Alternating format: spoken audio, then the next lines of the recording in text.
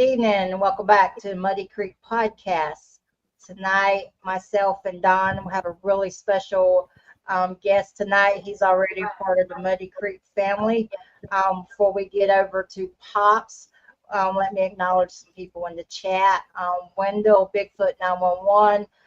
He's actually going to be on, well, I'll let him tell you. He's got a great guest coming up. He's going to be a guest on a really great channel here coming up. We got Levon in the chat. Sherry, how you doing, Sherry? We got Judy, Denise, welcome. Sharon, good to see you, Sharon. Sassy Debbie, I love that. Of course, our guest and our favorite moderator, Gary Spikes. Going down, let me see. Cryptid Crystal, welcome, Crystal. I'm glad to have you here. Blackie, aka Chad, Sandra. Let's see if I say your name twice. Just forgive me. Rusty's here. Billy, hey brother Billy.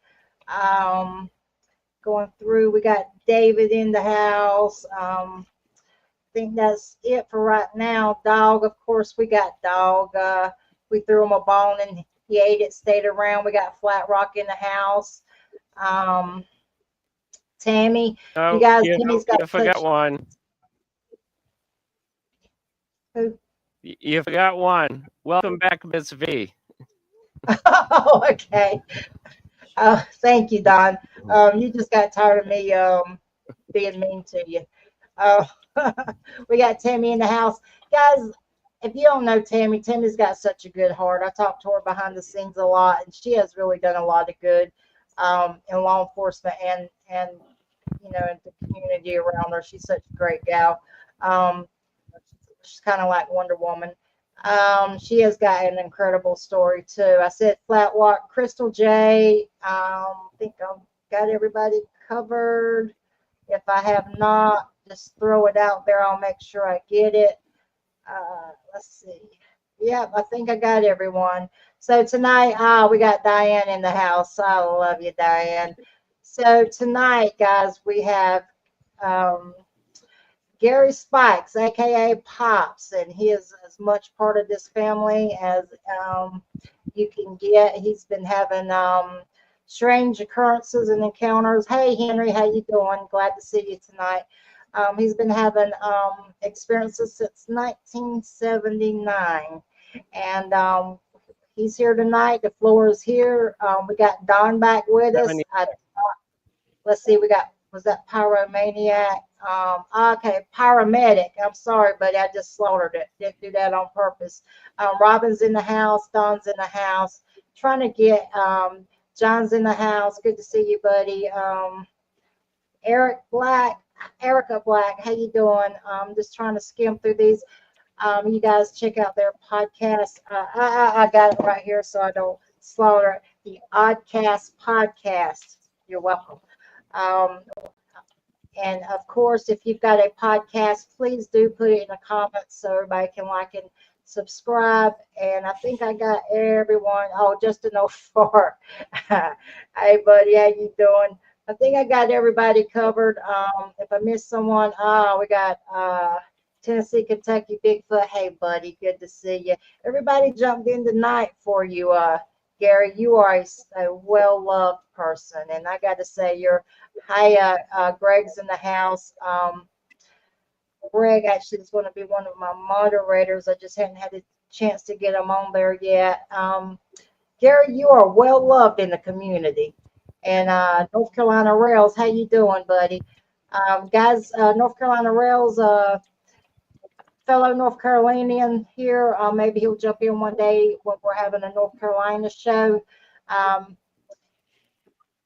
Glad to have him in the chat.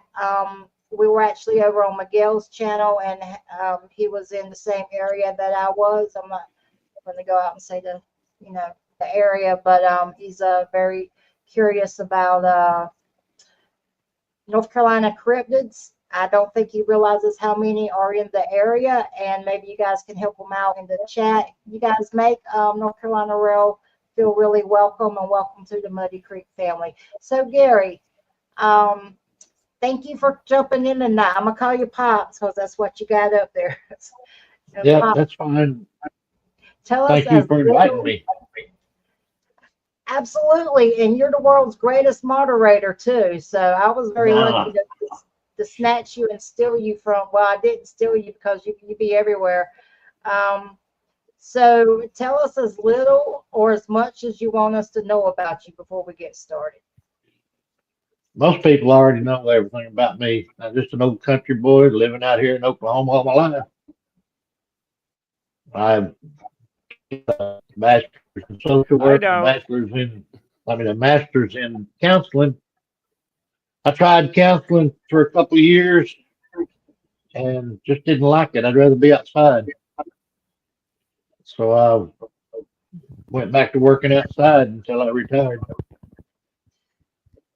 We were talking Basically, earlier, and go ahead. we've got a little bit of a delay. I apologize if I'm walking over you. We were talking earlier when you had, you want to go back to your first appearance back in 1970s? Yeah, that was back in I believe it was 77. It's either 76 or 77. We were at a favorite party spot for kids, but I wasn't drinking. We only had a six pack, and the other three people drank the beer. I didn't drink the beer. But as we were getting ready to leave, I felt something brush my shoulder. Turned around, didn't see anything, so I went ahead and got in the truck, and we started to leave. All of a sudden, I saw what looked like headlights behind me, and then they disappeared. Well, there's nowhere for anything to disappear there. There's no turnoff at all. So I stopped and waited to see what happened. All of a sudden, the truck started shaking side to side, which I had a canopy on the back, so I couldn't see anything out the rear view mirror. I couldn't see anything out the side view mirrors. I thought we were going to turn over. I mean, the wheels were coming off the ground. So I slammed it in gear and floorboarded it. We were running over 55 mile an hour, and you could still hear the footsteps of that thing chasing us, whatever it was. I'm assuming what it was, but I Gary, have can't prove it. you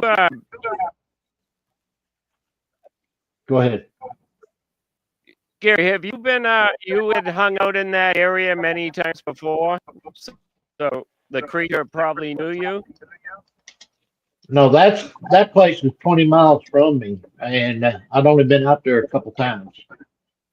Most of my action has either been here or at Brown Springs.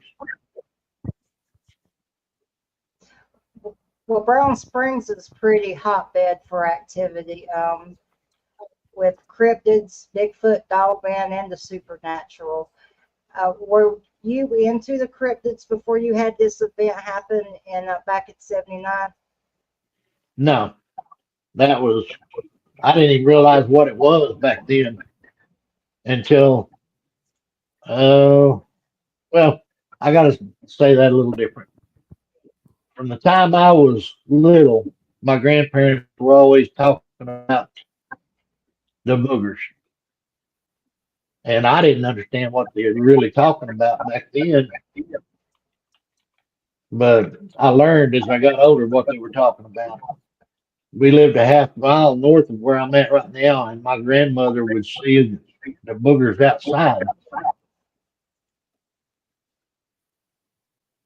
Well, Then like I said, I didn't see them until it's 76 or 77. That's my first experience that I can remember.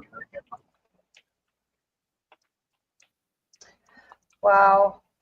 So you went from 1979 to I guess that made you a believer of something that had to be really big to shake that truck like that. Because trucks were made different back then. I mean, they had a little bit of a build to them, unlike the Yeah, trucks we. I had a 72 Ford F100 at the time, Wow, and it was a good heavy truck. I mean, I had some things happen from then Did all the you way ever through that I didn't realize what it was. I'd be out in the woods hunting and hearing a whole tree fall down, and there's no wind, no nothing. I'd hear howls. I didn't know what it was. I thought it was just cows, a sick cow. I just didn't know what it all was until my son had a bad experience in 16. And I really got involved in, and that's when I started realizing what all these things were. The only time that I ever smelled one, my cousin and I were hunting. There was no wind, and it was freezing cold, and you could see your breath going straight up. I smelled what I thought was a deer. It wasn't even daylight yet. Well, after I got to thinking about it, that was no way it was a deer because they were too far away from me to smell that one of them was trying to sneak up on me. And that's the only time I've ever smelled one. What was it? What Smelled was like it? A wild game is what it musky smelled kind like. of smell? Yeah, it smelled like wild game. I know when I was out in the No, swamp. when, oh, go ahead. I'm sorry.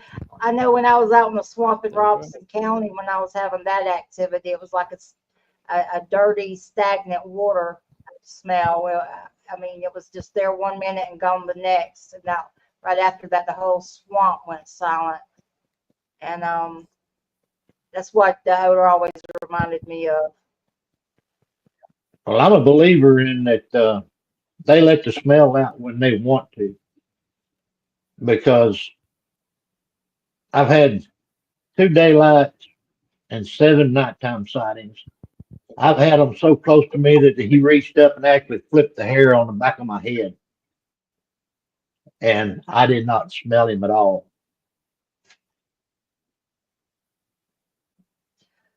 So, how Now, many years? why do you think they're? Oh, sorry. Why do you think they're getting so close to you? He's just teasing me. He laughs about it.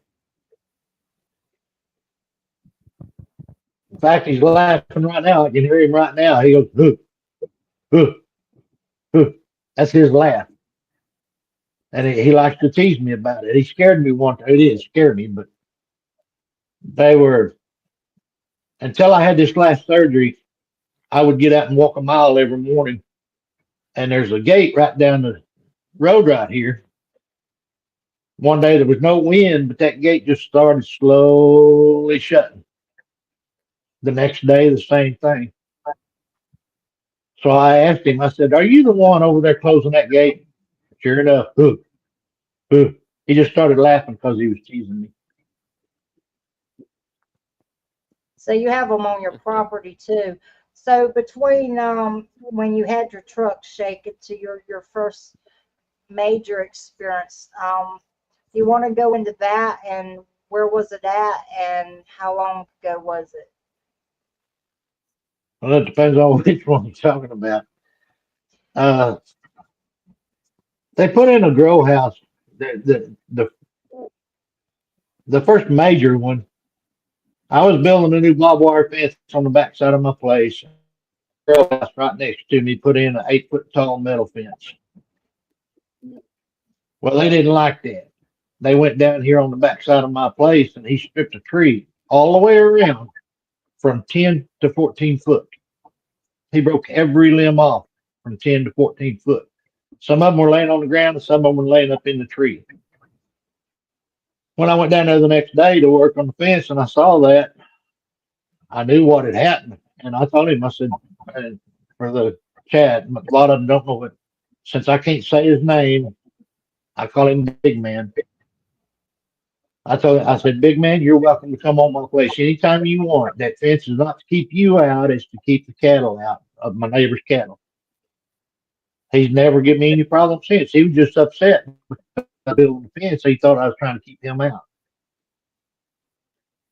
Hey, have you ever Man, noticed them getting upset when you're making noise, hammering, hitting metal, making any loud noise? Do they ever get upset about that?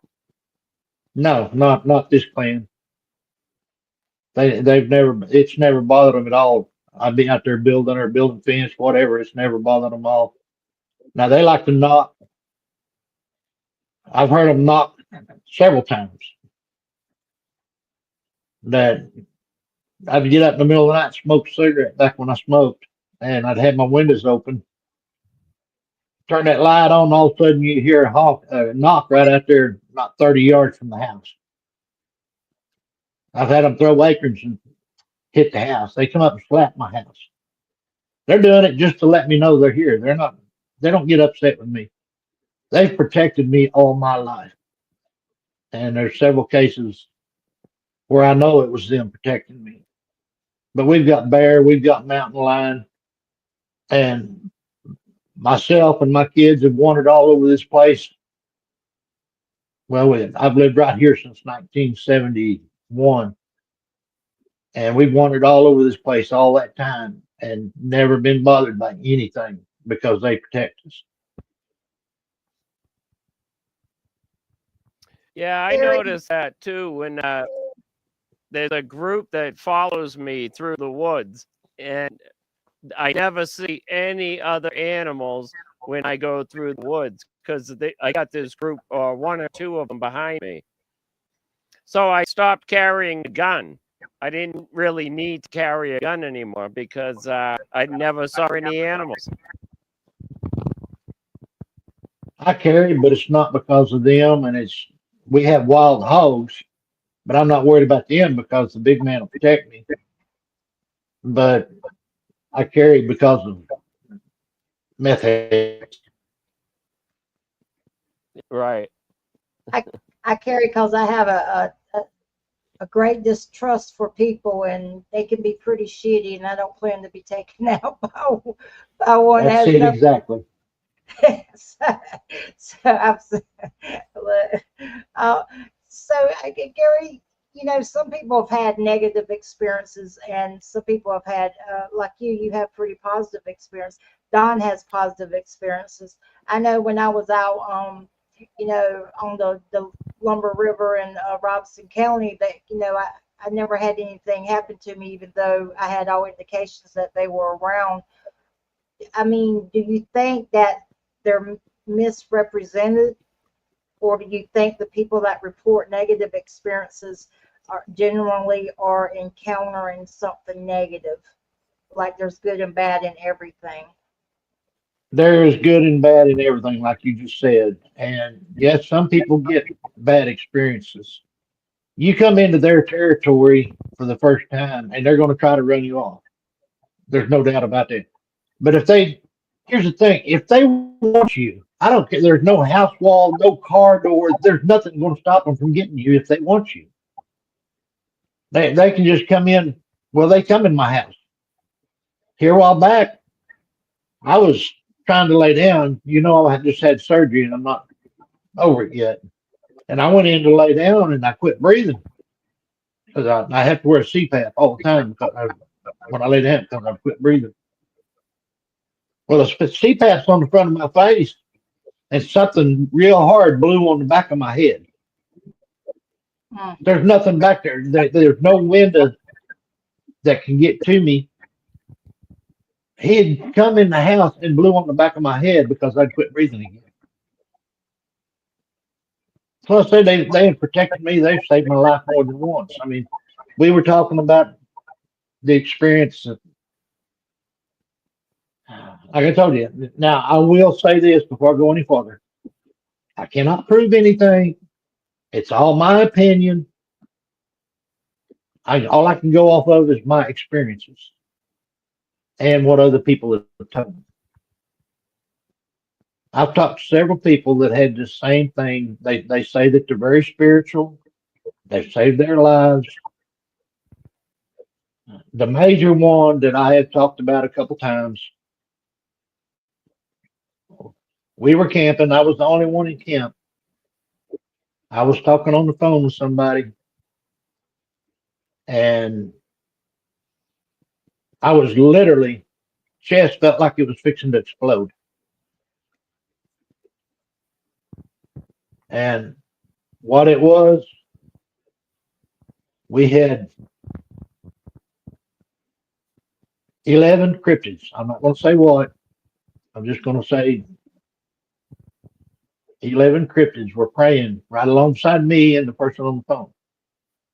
It just kept getting worse and kept getting worse and kept getting worse. I literally thought my chest was going to explode. And I kept saying, in the name of Jesus, leave me alone. It wasn't working.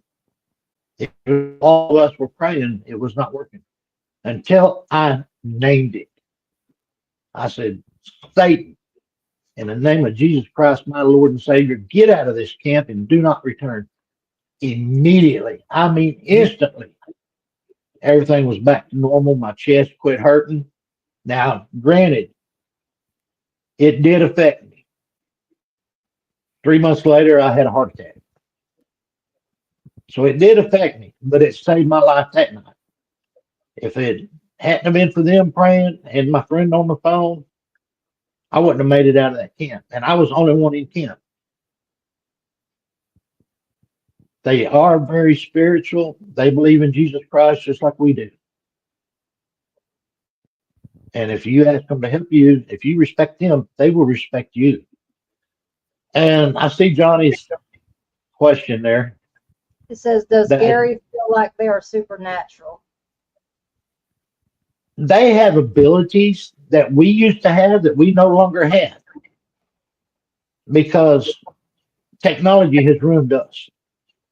But they have abilities that we used to have. I mean, go back into the world wars. They had people with telepathy then. Yes, they do. Sometimes I understand when they speak to me. Sometimes I don't. Big man has tried to talk to me for years. And like I said, sometimes I hear him, sometimes I don't. It's just whether I accept it or not. If you respect them, they're going to respect you. If you go out there the cock of the walk, you're the cock of the walk. They're not going to respect you. They don't like my son. They don't want my son around because he invades their territory. He don't apologize. He don't pray before he goes in. Nothing. He just takes off into their territory, and they don't like that. But if you respect them, when we go camping somewhere, first thing I do before I even get to the campsite, I'm praying and I'm asking them to accept me and let me come in and camp respectfully. And I never have any problems from them.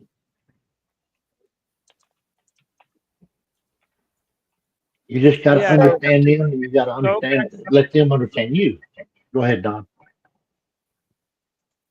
I was going to go back to what Miss V was talking about earlier about some have aggressive encounters and some have pleasant encounters. A lot of times they'll give you like a subtle warning to get to leave the area, whether they snap a branch, snap a tree. And if you don't pick up on that warning, I notice that they can get aggressive, more and more aggressive just to get you out of there. I don't think it's personal, They're really not getting aggressive. They're wanting you to leave, right? And they'll throw pebbles at you. You're right. All right. I sent you a picture, Miss V. Some people would take that as an aggressive animal, though, yes. A bluff charge or being vocalized at, Yeah, I don't believe they want anything. I don't think they want anything to do with us. Really. Are you saying they've never hurt anyone? Because I would disagree with that. No, I'm not going to say they didn't hurt because there are bad ones. There are rogue ones out there that will hurt somebody, but they police their own. And if they hear about one that's hurt a human being, they're usually going to go take care of it because it's going to bring in people with guns, and they don't want that. But yes, there is bad ones out there. I'll never say there's not bad ones out there. Same with dogmen. There are bad dogmen out there, but there's also good dogmen out there. I've got a dogman that lives right out here. Do you think that young males would be part of the cause of women being abducted? Or Some of them, by yes. These creatures? Some of them, yes. I'm not going to say it's that way everywhere. Here, the way they work, the females leave the family and go to the male's family or clan. I call them clans. Like the big man had two grown daughters. They both left and went to their spouse's family, and they mate for life. They're not like us divorcing. They mate for life, or these down here do. But young males Yeah, that get kicked out, I've heard. yes, they get bad. I was going to say I heard of a sighting in California where a guy saw one male with two females and they were mating. I guess It's that hard and everything. I'm So. not sure. Oh yeah, it was California. I'm not going to say that. I'm not going to say that's not true, but the two clans I know about is just a single male and a single female. Yeah. So can we go to your Brown Springs encounter and what happened there? You went there twice, right? Oh, I've been to Brown Springs a lot of times, and it never fails to produce some kind of activity. What brought you to Brown Springs? Were you going to a like an event, or was it legend, or how did it go No, to? Um, I go down there camping with friends. Brown Springs it's been part of our research area for years and years, but it's mainly just I like to go down there camping. That's where I get most of my walking stick material is at Brown Springs off the Red River.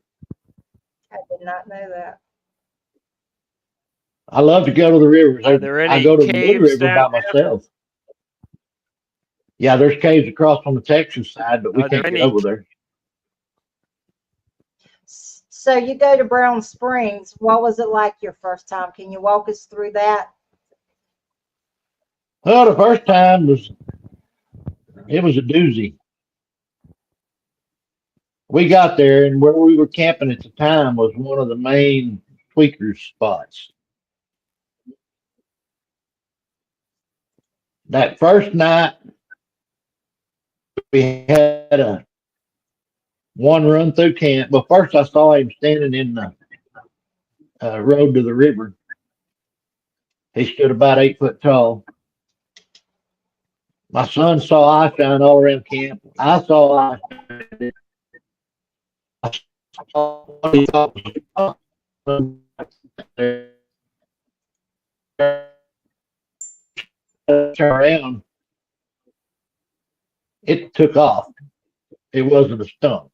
And then in the middle of the night, it went running through camp. The next night, it stormed big time. And tornado went over us as we were there.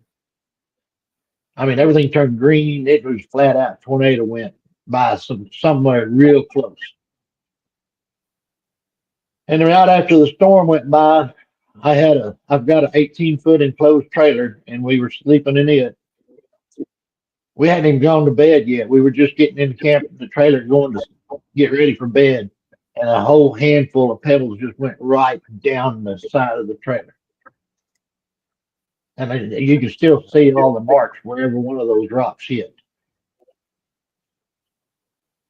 We've had so much activity at Brown Springs, which you'll hear other channels talking about it all the time.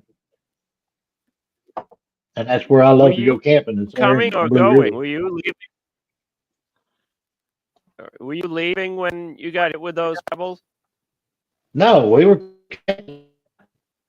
we stayed for the whole weekend. That was on Friday night. We stayed till Sunday. Okay. So Yeah. now something brought you to Brown Springs. Was it a lore legend? Did you go out with a group? I missed that. I apologize. My son and I went down to meet a couple more people that was camping down there. We all decided to get down there and get together and camp out down there for the weekend. And we actually met the wildlife guy down there. What it is it's a WMA, a wildlife management area, and we met him down there. he was trying to fix a lot of hog damage. It's full of wild hogs. Perfect area. Yeah. We asked him flat out. I said, "What about Bigfoot?" And he just kind of turned his head a little and grinned. He said, "Well, that's what y'all are here for." And he just chuckled. He wouldn't say yay or nay, but you could tell by his actions he knew they were there. So you were in Brown Springs, but Brown Springs kind of has from what I've heard, and you can correct me if I'm wrong, but kind of uh, a dark history to it. Is that correct, or did I Yes, hear wrong? very. No, it's very much dark history. It's actually a body dump. All right. The actual cemetery is a half a mile off of I-35, which even back in the old days was a major crossing before they even built the freeway through there. And the cemetery it's got a major dark history. And we're still trying to investigate it. The man that the county's named after was supposedly real mean, had a lot of slaves, and buried people there that shouldn't have been buried there. That's all I'm going to say about it. There's a lot to that story that I still haven't got the full depth of it. But well, a couple of years ago, I think it was summer before last, there was a body dumped right up from where we camped. And then two guys were down there on the Red River. They got into a drug fight. And because the guy said, "I'm just going to call Bigfoot to come kill you." Well, the other guy killed him right there on the spot. That's down there by the Brown Springs on the Red River. Yes, it's got a bad history. Are there any dog man sightings there? Oh, yeah. Dogman and Bigfoot both, and tigers. Um, Rusty wants to know, is Brown Springs near Thackerville? Yes, it is. Thackerville's exit 5 off of I-35, and Brown Springs is exit 1 off of I-35. We camp at both places. There's a spot there on the four. Now we're camping 4 miles from the actual Brown Springs Cemetery, or we're going up there to Thackerville and camping up there. Both of them are right on the Red River.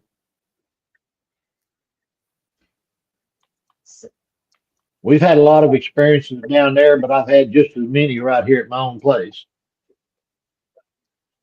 So it seems to me areas where there's a lot of feral hogs seems to be a hot spot for them. You said yourself that you had them on I think your property. They protected you from the hogs. And I know when my friend in Robson County had his experience on the Lumber River, just outside of Bladen County, he had seen two hogs on the bank with their heads smashed in right before the encounter. So it seems to me that if you find a high hog population, your chances of having an experience are going to increase. Maybe it's easy prey, or maybe they prefer pork. I don't know. I like pork over beef ribs anyway. Well, I don't like wild hogs because they got a bad taste to them. But yeah, if you've got hogs and deer, you're going to have a lot of activity. Right back here behind my house is one year they had a trap set up. They would just slide over the log and catch the hogs as they come by. And the government trapper come in and killed 11 hogs and left them laying. They all disappeared. And I have fish that disappear. When I go fishing, well, just like 2 weeks ago, it's happened before, but this last time was 2 weeks ago. I went fishing and we caught 8 bass. Well, my aerator quit during the night and 5 of them died. I took them down there and they just disappeared. when a critter eats them, like a coon or a possum or whatever, you're gonna find the leavings, the skeletons, the hides, and everything else. These just totally disappeared, and that's not the first time it's happened. I've actually took stringers of perch down there and left them, and they took the whole stringer full of perch. Rusty Gary, says, how did your first encounter go? How did your first encounter go at your house? Here, and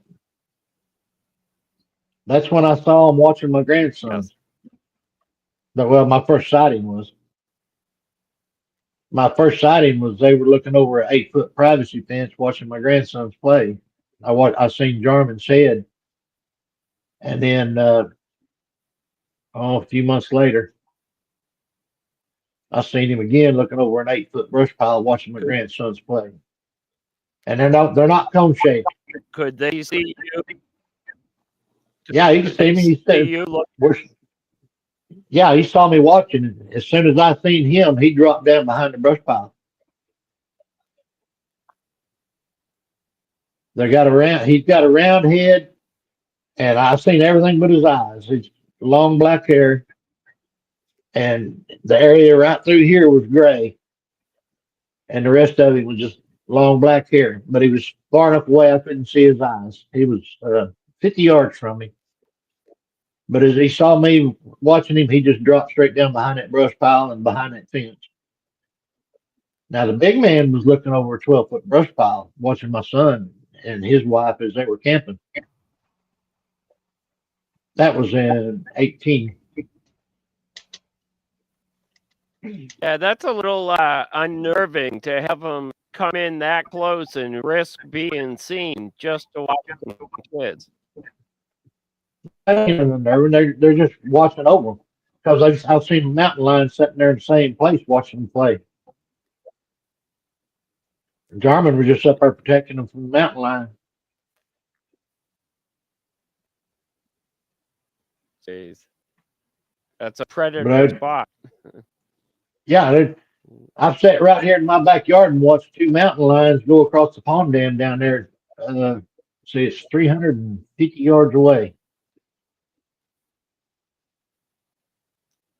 So, what do you have for wild game around your house?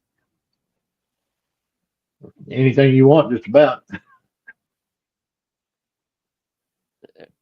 You got a so lot of Gary, rabbits or critters? Got rabbits, got coons, got possums, squirrels running out the ears, got deer running out the ears. I'll have 10, 15 deer in the yard at almost any time.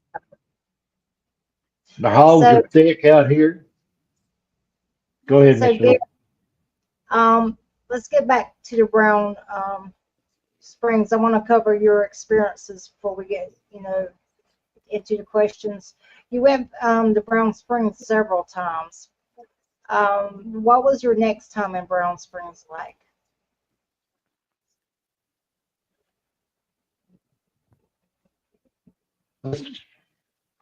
I gotta look at that because it's been so long.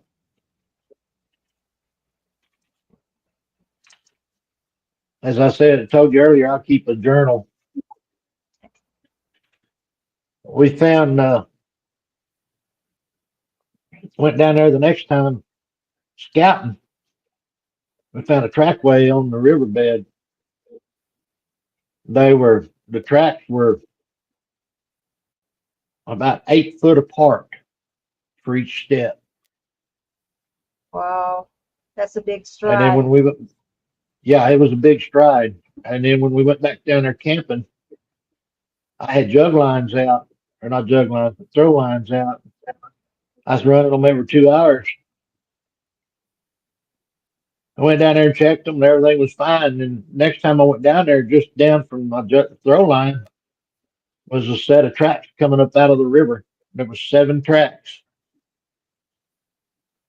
They got up on the hard pan on the riverbed and they disappeared.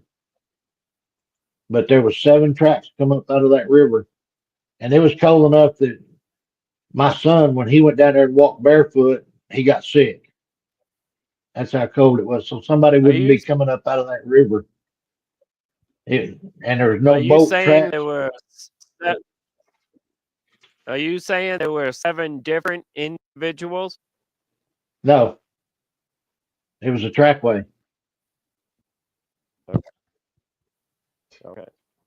Do you think you And got sick because it was cold, or do you think there was something else going on there? no, it come up and joined camp, around camp watching us that night. Well, It was a juvenile came from across the river, and he come up watching us. now when you How say it close was did it get? watching you, did you feel it there, or did it throw pebbles, or how did you know it was there? Because I saw it. Wow. And then the next morning, we found where he took a stick and broke it in 2 places and dropped it right where he was standing when I saw him. How close did he get to you? Well, he was about 40 yards from us. Wow. No, he wasn't that far.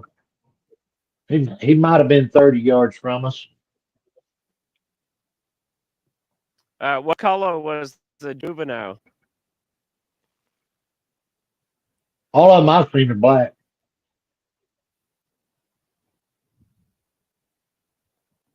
You've Any you've heard, vocalization or anything from them? Oh, yeah.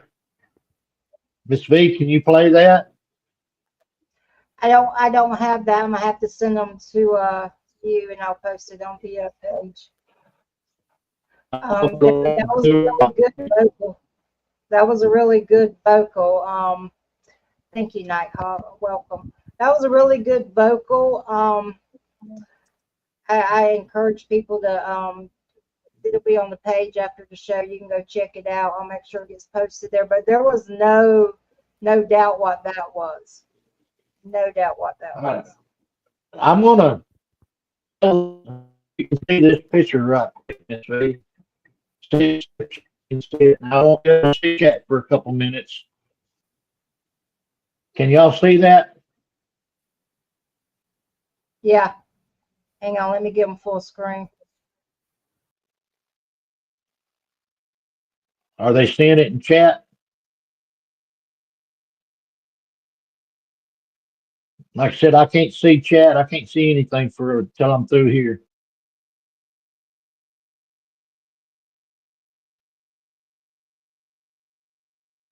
I know I'm shaking. I always shake. But if I see that one, all right, I'm gonna go to the other one. Can you see that one, Miss B?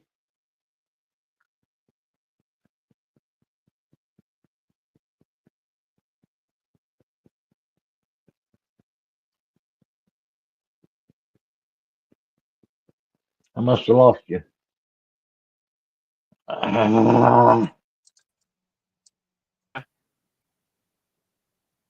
We gave you full screen. I'm not good at adding things. I mean, I didn't have kids, so I have to learn everything myself. So I apologize about that. But we saw it, Well, I Gary. lost signal there for a minute. No, you're fine. I'm just a technical dummy. And give us the story behind that, because you said there was a Bigfoot and a Dogman in presence together, and that was taken right outside your. Paul takes a All hike. right, Says I see first, second one. No, he saw the I'm first. trying to lose signal. It's okay. We're not perfect here. We That don't. was down in southeastern Oklahoma.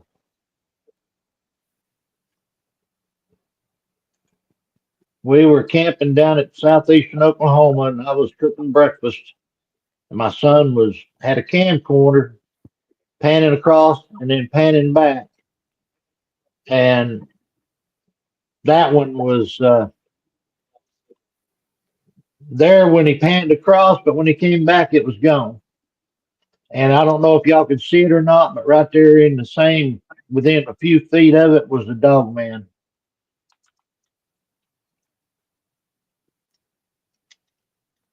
So you've had Yeah, some experiences where you said they've healed you, correct?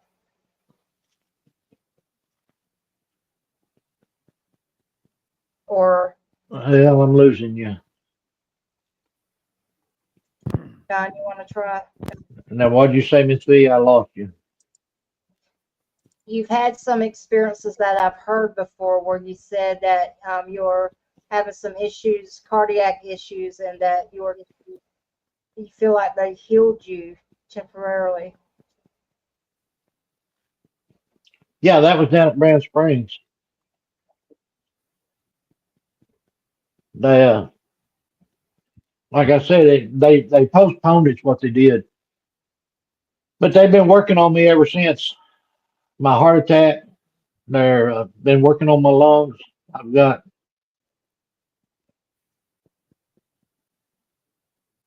yeah, Sherry. That's where it was at, down there in McCurtain County, and it was almost the same time. That was 3 years ago. You see what Sherry said in there? Hmm. That's when it was 3 summers ago down there in McCurtain County. Could you explain the healing that they did? There, I want to put it this way: If it's not too, there's no proof, but the way in my opinion, God works through them. God is allowing them to heal me, or God is giving them the power to heal me, however you want to say it. I've got emphysema, and my lung function has gone up 20% due to them working on me. I told you I had a heart attack. My heart functionality was at 41%.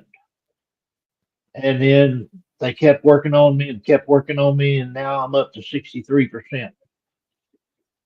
So I'll never be fully, my heart will never fully work my heart will never fully work again, but it is up to 63%.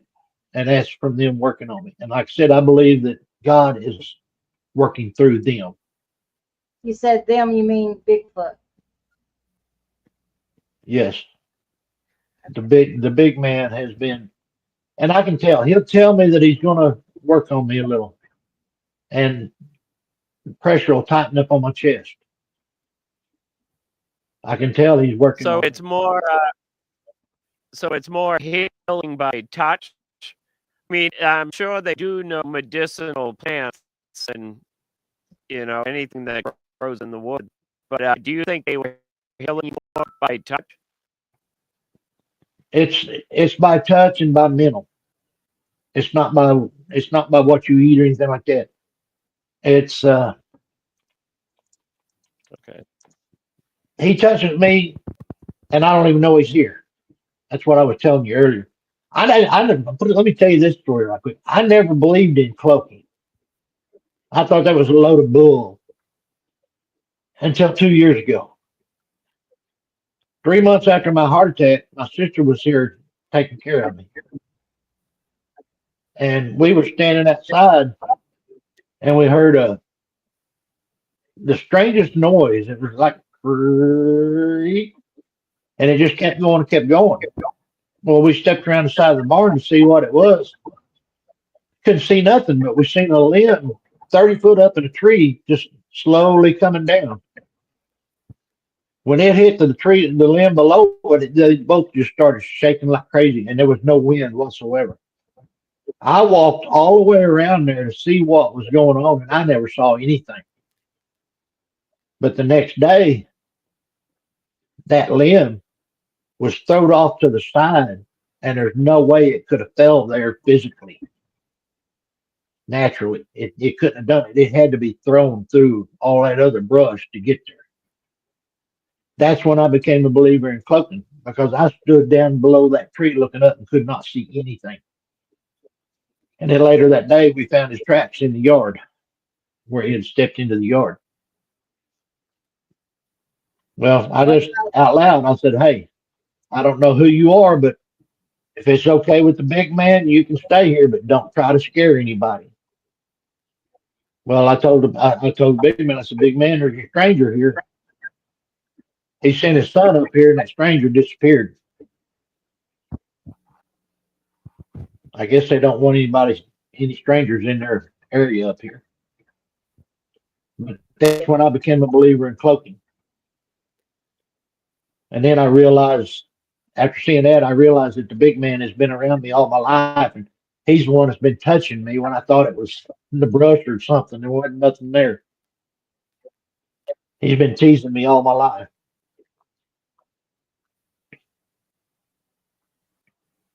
We have a question from Western Yeah, Ohio. But he said, "Did you say the Brown Springs area is a wildlife management area?" I believe he said it was. yes, it is. Wildlife It's management Love County. wildlife management areas and state forestry areas just seem to be a hub for them. Yeah, you wonder why they put those, Yeah, because it's full of conservation food. areas where they did.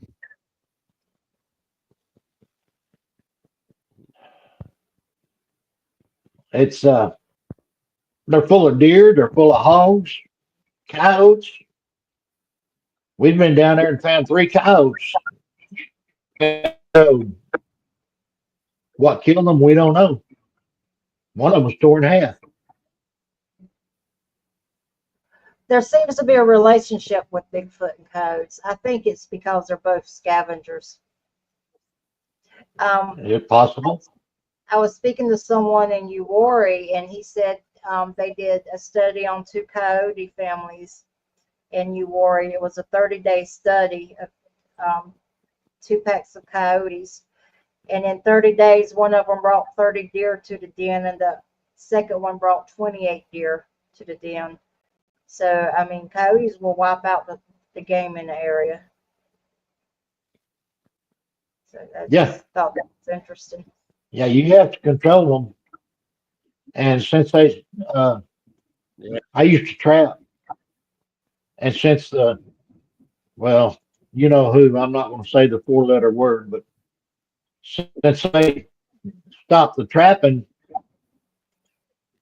coyotes have took over, and we don't hardly have any quail. We don't hardly have any rabbits. They're all disappearing because the coyotes are too thick.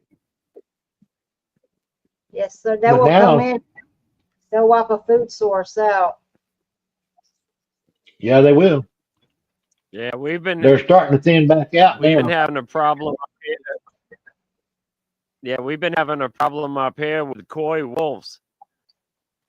They're taking over everything. I've got a couple funny stories. To me, it's funny. To other people, it's not. Oh, First time I ever went to the uh, Hanobi Bigfoot Festival, we were camping up in the woods, middle of the night. One picked up the tent and turned it with us in it. We trailed it the next day. My son and another guy trailed it the next day, 150 yards, and right there by where the tent was 15-inch traps. That to me, that 15 was funny. And then tracks. I was up in 15-inch traps. I was up in eastern Oklahoma, camping on a lake, middle of the night. I seen a shadow on my tent. I didn't think nothing about it. It's sitting there rubbing its foot back and forth across the tent, 2 inches from my head. Next morning, I got up and asked my son if it was him. He said, "What time?" When I said 1:33 in the morning, he pulled up. A look of shock came on his face. He pulled up his phone and showed me a picture where he is up in the middle of the woods at 1:30 in the morning. So one was sitting there rubbing on my tent right by my head in the middle of the night. I just laughed about it the next day.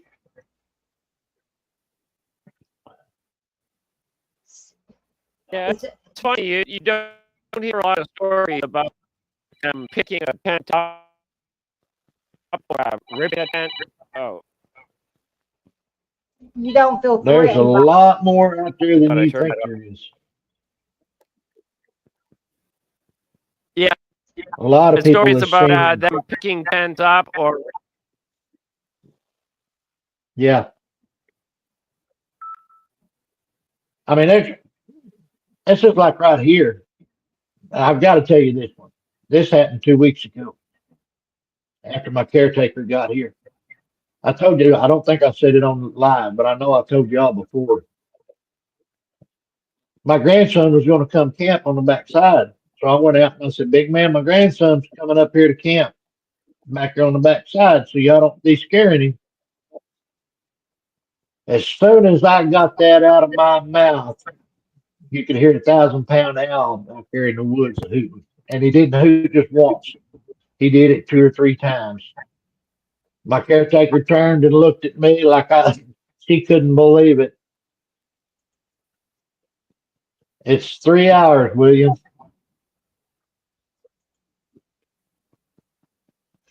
I've seen So you William's have, question there. yeah. Nobody, So go ahead. so you have no fear of them. It's all been positive except for that one time. No. So you Now, say one of these that, days I might meet one of the rogues back there in the woods somewhere. do they let you know when a rogue Bigfoot was around? They won't let them come around. Not here. Wow.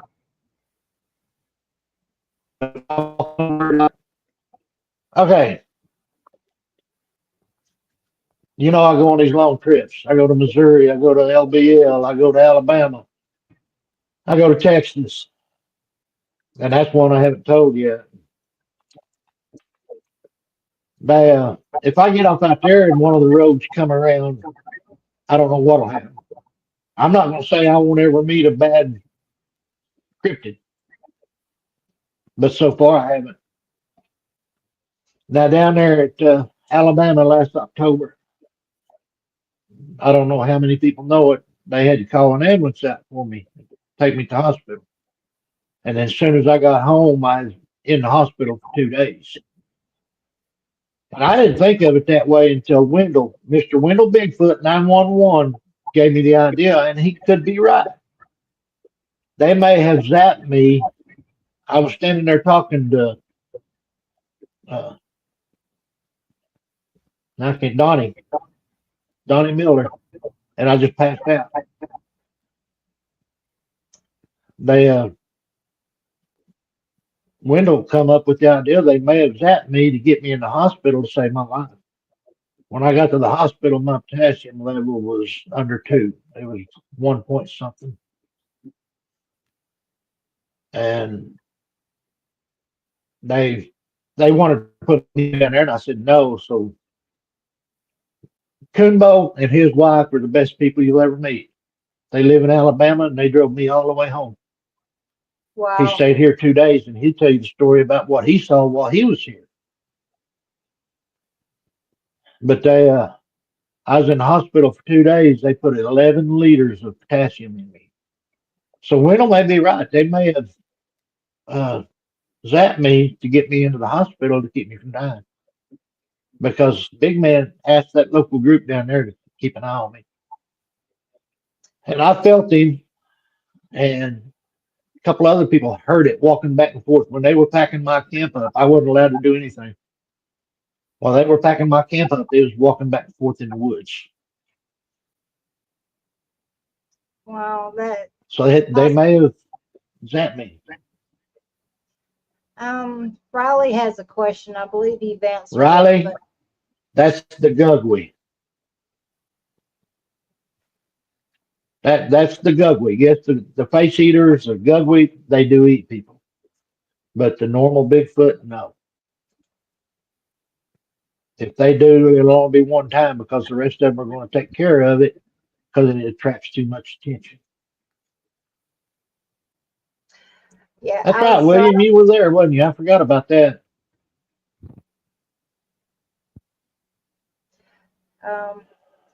So you had an experience on that trip, and you said Kumbo had an experience. Did anyone else experience anything? Was it an active trip? Kumbo was here at my place. he saw the eye shine and found out just how big the big man is. Wow. Now, Gary, you said you got a caretaker. Now, how did your caretaker take to all of this? Because I imagine they were kind of blind when they come in. Did you break them in?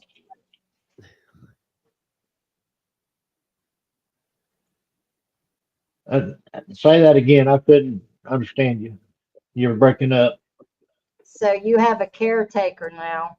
How did you break your caretaker in? Because I imagine there'd be some caretakers that would take off with all the activity.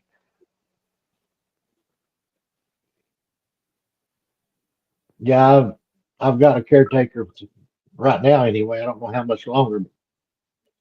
This last surgery's, well, I've had to have surgery twice since February, and I haven't been able to take care of myself till just now.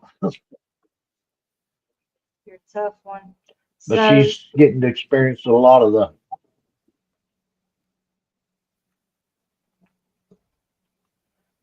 um, Leonard said it's a honor and a privilege to be able to see and hear Gary Spikes Sr. for sure. Um, you're right, it is. It's a real honor. We're kind of having a delay back and forth, so some of the questions are getting missed, but I think he's mostly hitting on all of them. Now, Hillary said, do you have the patty type or the type that look more human? They look more human. In fact, Jarman, the one I call Jarman, is very good looking. He's I mean, he is very good looking. He looks like a, he looks human. How many And You the mean, different baby colors is do you cute as have? a bug in a rug. They're all black. Oh, they're all black. Okay. Yeah. They have a baby that's about a year old now. And the big man put a picture of her when she was about 6 months old. He put a picture of her in my mind, and she is just as cute as a bug in a rug. I'd love to be Oh, able to I see know what her I for was going real. to. Yeah, I was going to ask you this earlier. Have you ever had any visions of seeing them? That's two. Have I you saw he. ever had I a saw the baby. yeah, okay. Yeah, I saw the baby, and I saw Jarman. I had an hour-long conversation with Jarman, standing face to face, but it was in our minds. It was not physical. so they say, I guess that telepathic communication is something that we all had, but as we evolved, um, we have lost so much of our abilities. Do you think it goes back to the old age and that they retained an ability that we have lost through us evolving and becoming dependent on the world? Yes, I do. And to give you an example, all right, they talk about there's no way they could just disappear or not leave tracks. All right, go back to the 1800s to the plainsmen, the mountain men, and the Native Americans. They could run through the forest without making a sound. They could walk anywhere without leaving a track. Can we? Very few of us. Only the skilled hunters and trackers can. We have lost all of our abilities. All right, this is one of the things I learned in college. The average human like us uses less than 10% of their brain. Yeah. We lost all that other brain usage from technology. I mean, in my opinion, the cryptids use 95% and more of their brains.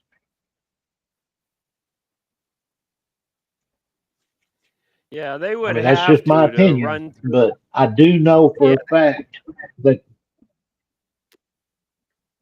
I was going to say they would have to run 60 miles an They hour they through the can, woods. I know, you know. yeah, and they can do it too. I mean, before I got all crippled up, I could get within 25 foot of a deer, and any hunter out there knows how sharp a deer's hearing is. But most people can't do that because they live in cities. They depend on their phones. They depend on technology, and they don't know how to walk through the woods quietly. They don't know how to walk through there without leaving tracks,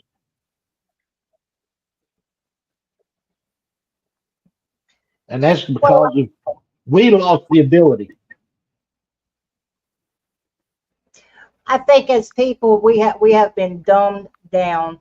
If you even just look at our generations, and I mean, I'm in my 50s, so the 80s, we were by the creeks, in the swamp, by the rivers, on our bikes. You look outside now, you don't see anyone on bikes. I put a post in the group the other day of someone walking by. It was somebody's uh, uh, doorbell camera. A delivery guy walked right by a snake, and he set the food down and walked back by the snake, and the snake was curling up at his feet. He was at the phone the whole time. We look down at our phones, and we do not see anything anymore because we are so glued to technology, and it's dumbing us down and it's brainwashing us. And everyone, adults, kids, we need to be out in nature. And I know at the end of my dad's life, my dad couldn't get out in nature, but he would always sit on the porch in the sunshine for about an hour every day, and just to get grounded. And I know when I had the gentleman from the Awaken podcast. Great guy. You guys go check him out. But he was talking about how they took the bells away from us. They started taking the bells down from the churches, and these small towns used to have always bells ringing, because the bells actually would ground you, and it was a sound and a frequency that would ground you. And we're so dumbed down now that I look outside, I don't even see kids on bikes, and you don't see them riding horses. Or I mean, used to you see them play football on Sundays. We don't have that anymore. We have really lost a connection with each other unless there's a device that we're communicating on. So I'm sorry for my rant, but that's just the way I apologize. Don't apologize. And and a summer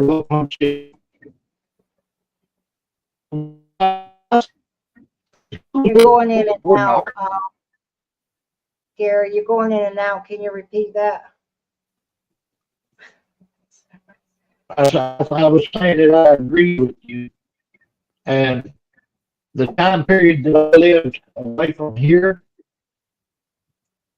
I lived in a suburb of Oklahoma City. But we would ride our bicycles all dark.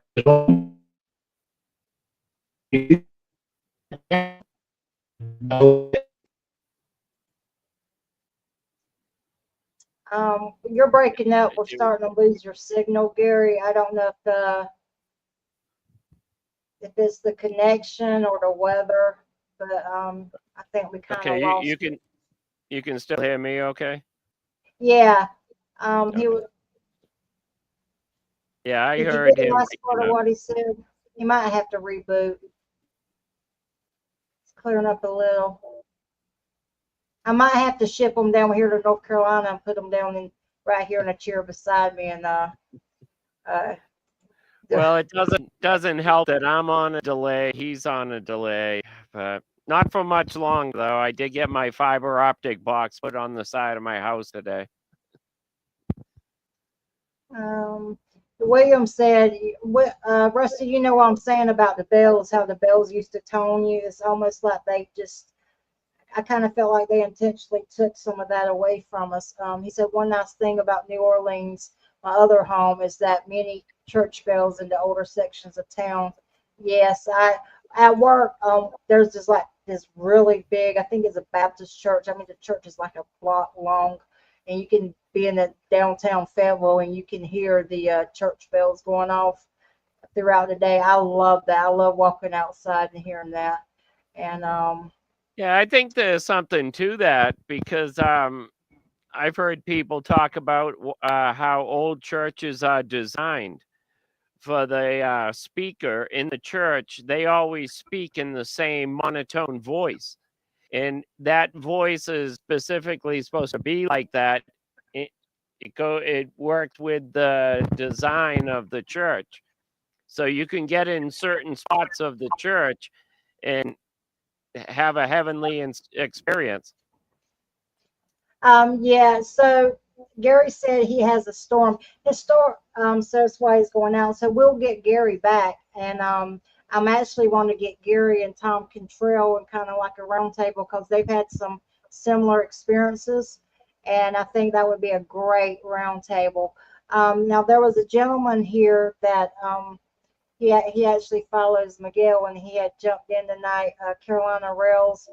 Um, he wanted to know about the North Carolina cryptids, and I was kind of chatting with him on Miguel put out a really good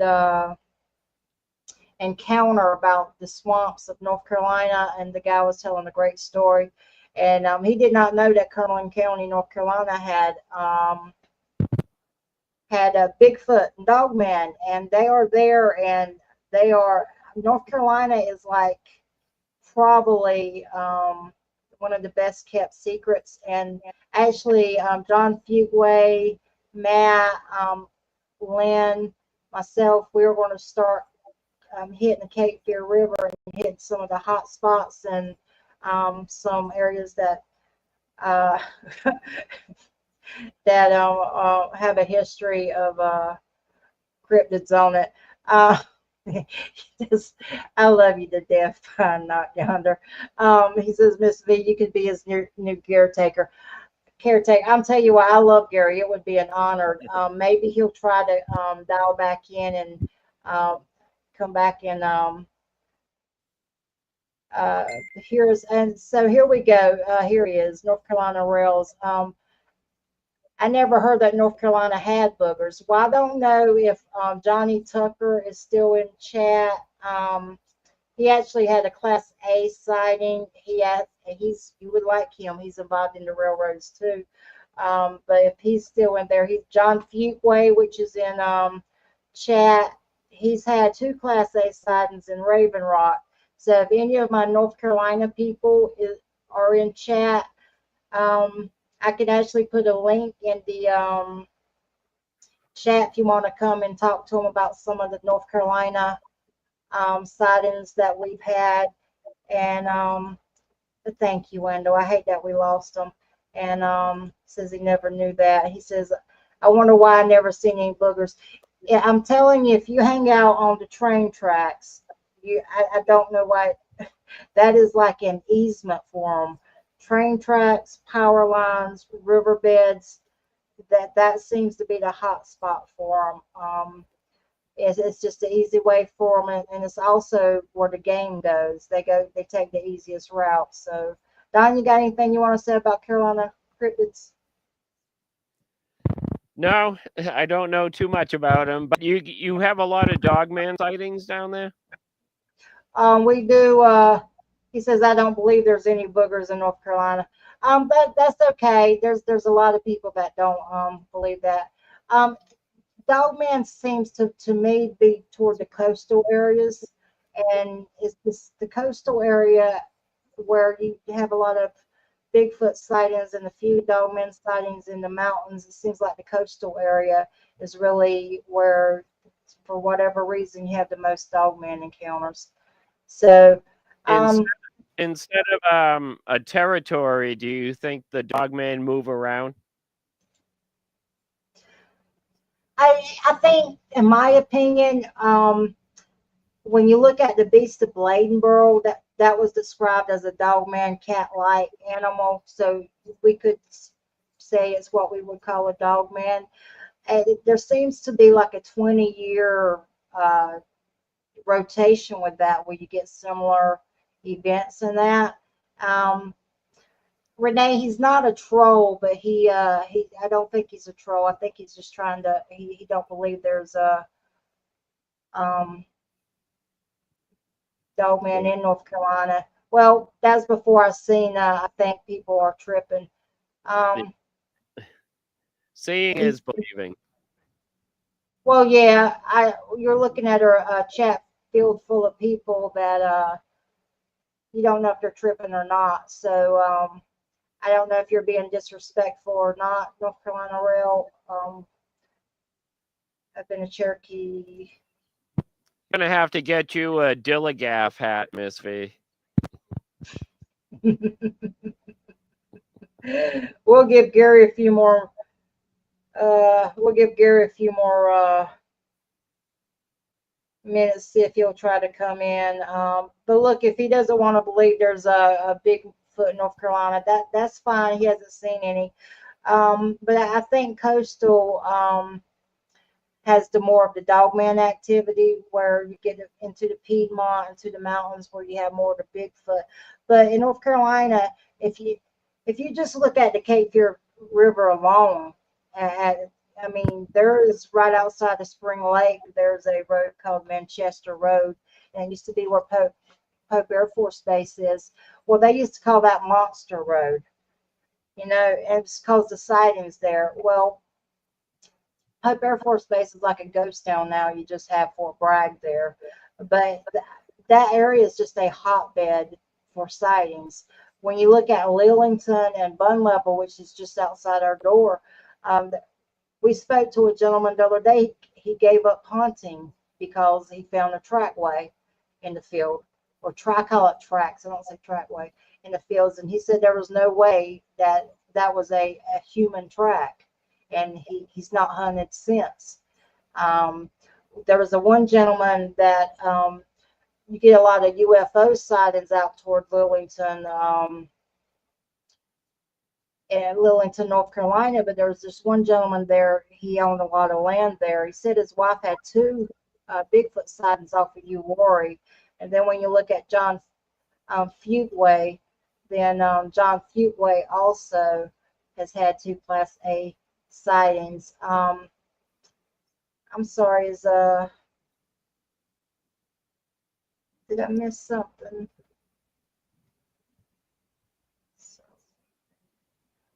Do you think he's trying to get back on, Gary? I'm not sure. Did anyone? Well, I'll tell you what, North Carolina Rails, I can send you a link, and you're more than welcome to jump on and speak to us about it. You don't have to believe they're in North Carolina. We're not here to disrespect you, or to even you know, you're entitled to your opinion, but you're more than welcome. If you want a link, I'll put it in there. You can jump on and we'll talk to you about it. But there's a lot of people that have had activities that they deserve that respect. So they are all around North Carolina. I'm not sure why you wouldn't think they're in North Carolina. I'm not sure why North Carolina wouldn't be a perfect habitat, because we do have the perfect habitat for that. So. Yeah, all up and down the East Coast, from Maine to Florida, is perfect for them. Yeah. So North Carolina Rails, John Futeway, he's also had he's the one I was just talking about that had two sightings in Raven Rock. He says you're free to contact him and he'll talk to you. Let's see, Timmy says, North Carolina, sometimes it's the attitude. If you just talk to them, they show themselves. It could be also that he is, I'm one that I don't think they're all just nice. I think there's some that will tear you apart. But he may be used to those negative encounters, and we do have negative encounters on the show. So that might be what he's used to. He says he's never heard anything about the North Korea. And you know what? That's fine. So Gary's not able to get back on. Do you guys Oh, okay. does anyone in chat want to jump on? If not, we'll just go ahead and end it tonight. We'll have Gary back on. Like I said, we would love to have a roundtable. But if anyone would like to jump on and chat or talk about North Carolina Bigfoot, let me know. I'll drop a link in the. I had a question I was going to ask Gary, but it was you that brought up the question to him that got this rolling. When you asked if, as a human, we're losing touch with nature because of technologies and conveniences, do you think, and Bigfoot maintains it, they maintain everything they have. Do you think Bigfoot raises juveniles that have birth defects, that are injured at birth, or that are weak? Do you think they terminate them, or do they raise them? I don't know. To me, that would be speculation, and just my opinion. I think maybe 70% or more information that you would get in the Bigfoot world or the cryptid world's opinion. And Yeah, I don't. I that mean, to me, there would be an instinct there. On one end, there are. If you think that they're flesh and blood or they're primates, there's examples of animals that kill the weakest that's to that's keep what them. I'm getting. That's what I was But, getting to. Yeah. but if you think they're spiritual or even Nephilian, then you we would to have that answer, we would have to know what they are. And I think everything is based on opinion and personal experience. And it's your personal experience that leads to that opinion, and you're allowed to have that. And you're allowed to have that conversation, just like you're allowed not to believe in them. Yeah. Well, everything on the show is What opinion, do you you think? know. You have them on your Uh, property. yeah, I I think they would have to. Now, all the behavior that I've seen is pure animal. So that's why I tend to lean towards more of the animal. What would the animal world do? You Well, know? you get a lot of incidents where they leave the weakest one behind to, like if you have like litters, if you have five in a litter and four are healthy and one sick, the mother concentrates on the four healthy ones. And Yeah, right. Or but they climb a cliff, and if you can't make it, tough luck. you're toast. Yeah. Yeah, I wondered about that myself actually, because there are not a lot of reports of injured juveniles. There are some, but Well, you never. if that's the case, okay, I've asked this question before, and if that's the case, and you have different clans or what tribes or whatever you want to call them, a Bigfoot in one region, if when one clan gives birth, does the other clan see that as a threat and try to kill the young? I mean, I don't know. That's to me, that's a question, but it goes back to what do you think they are? Right, Is right. But that's even as primates, I don't think they would do that. They might though. I don't know. I just don't know. Well, we're um, gonna have to go out there and find out. well, he's yeah. Let's see. North Carolina Rail, you are welcome to go out with us when we go out on the Cape Fear River. Um, Yeah. you just have to email me. We'll go out. I'm gonna tell you right now, 99% of the time you spend all day and all night, and you do not have experiences. Some people have encounters and experiences back to back. Some people can have an experience and spend their whole life in the field and try to have another experience. And there is a show that I had, Greg House. He's on. Um, it's called A Country Boy Can Survive, If you go back on my channel on YouTube and you pull up A Country Boy Can Survive, listen to Greg's encounter. He has them on his property. He's not from North Carolina, but you get a feel for what people do go through and the experiences that they had. And Diane, yes, we get reports from the mountains all the way down to the swamps around Pembroke and Lumberton. They're all over North Carolina. Lumberton is where my childhood friend left his John boat because he had a, oh, let's see. Wait, what? Drum roll, drum roll. Gary, Hey, welcome back. There, Gary. hey, Gary. Sorry about that. The storm's killing me over here. That's all right. So, what were we were talking about the Hey, kids Don, that they were question good. you had, Yes.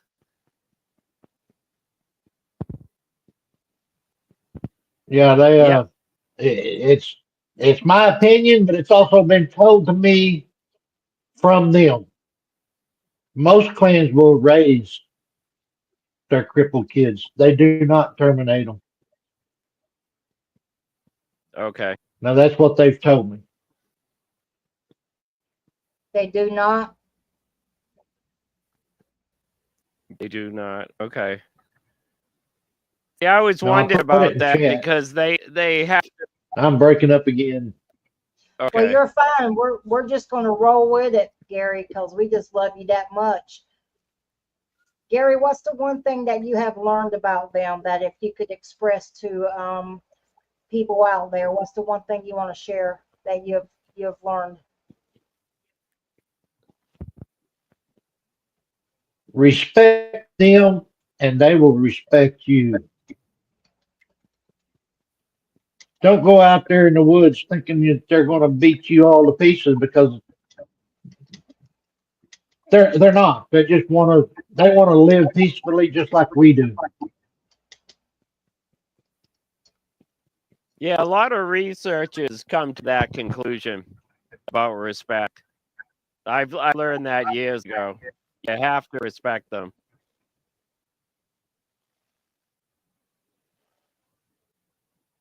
And Riley, So, I would not try to unalive one. Riley, I don't think Riley's a, what did I miss? Because Riley's usually a very pro peace, love, and what did I miss on He that? asked if you can unalive one, and I wouldn't try it because generally, if there's one around, there's two or three, and that two or three that you're not seeing is the one that's going to get you. Okay, I got it right here. Right. Okay. Billy says, for years I was a believer, but at 64 years old, I walked up on one along with two other people. You can go from believer to a knower real quick when and if you ever do see one. Yes, I agree with that. So Gary, you still have them on your property. Do you think your property was actually your parents' property before it became your property? Do you think they were on the property when you were growing up?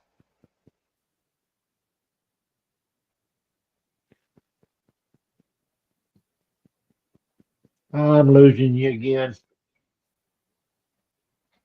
You want to try asking them, Don? Yeah, Gary, she was They're asking, Gary, do you think that they were always on your property while you were growing up?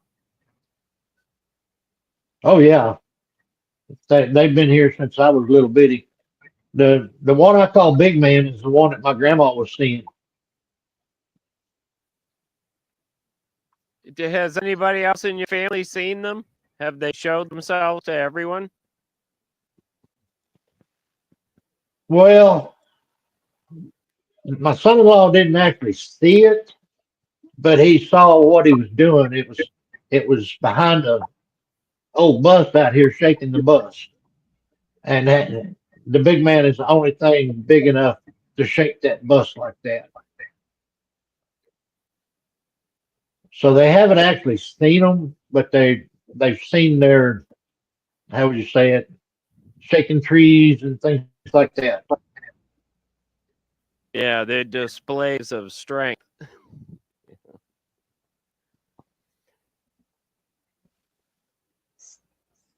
Do you, yeah, you said 3 weeks ago is when you heard the vocals from the woods.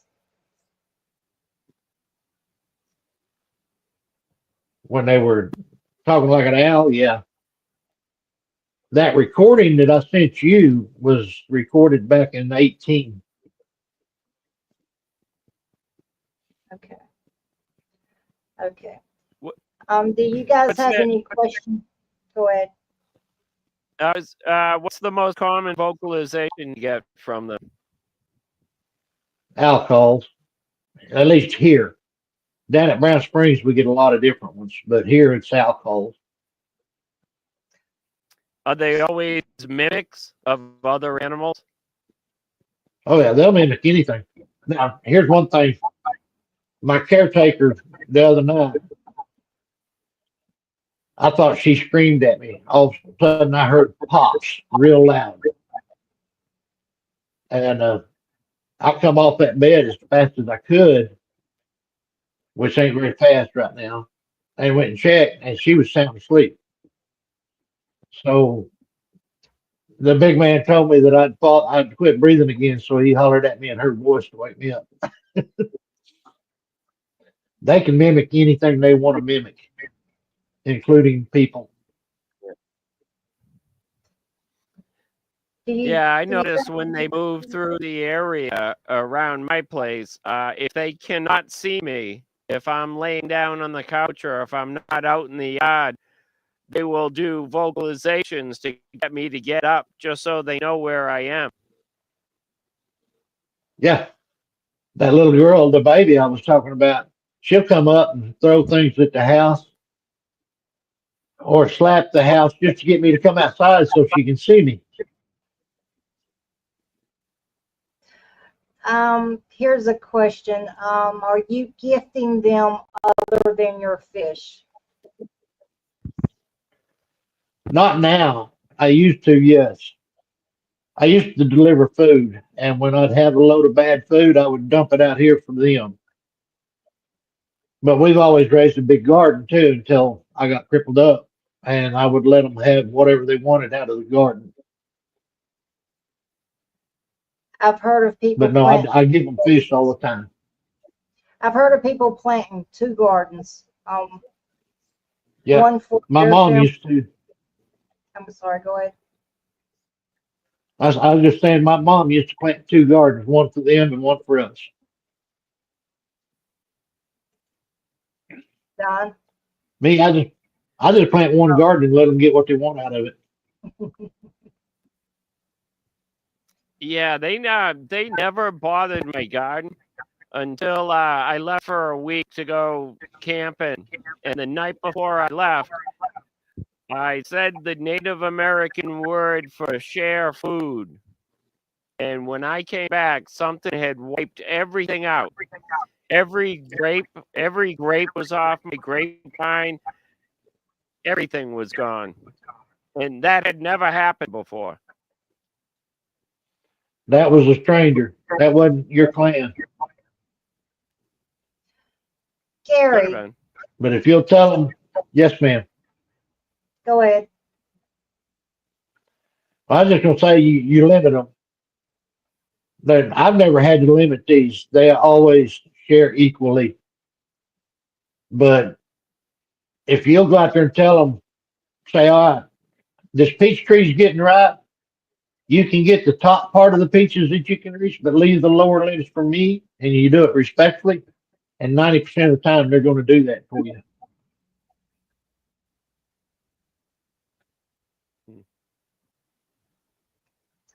Gary, now you've been around Yes. them for many years and you've had them on your property, so you get a bit of an insight to what goes on. What is the most peculiar behavior that you have seen with them that no one else ever mentions? That's a good one. APG.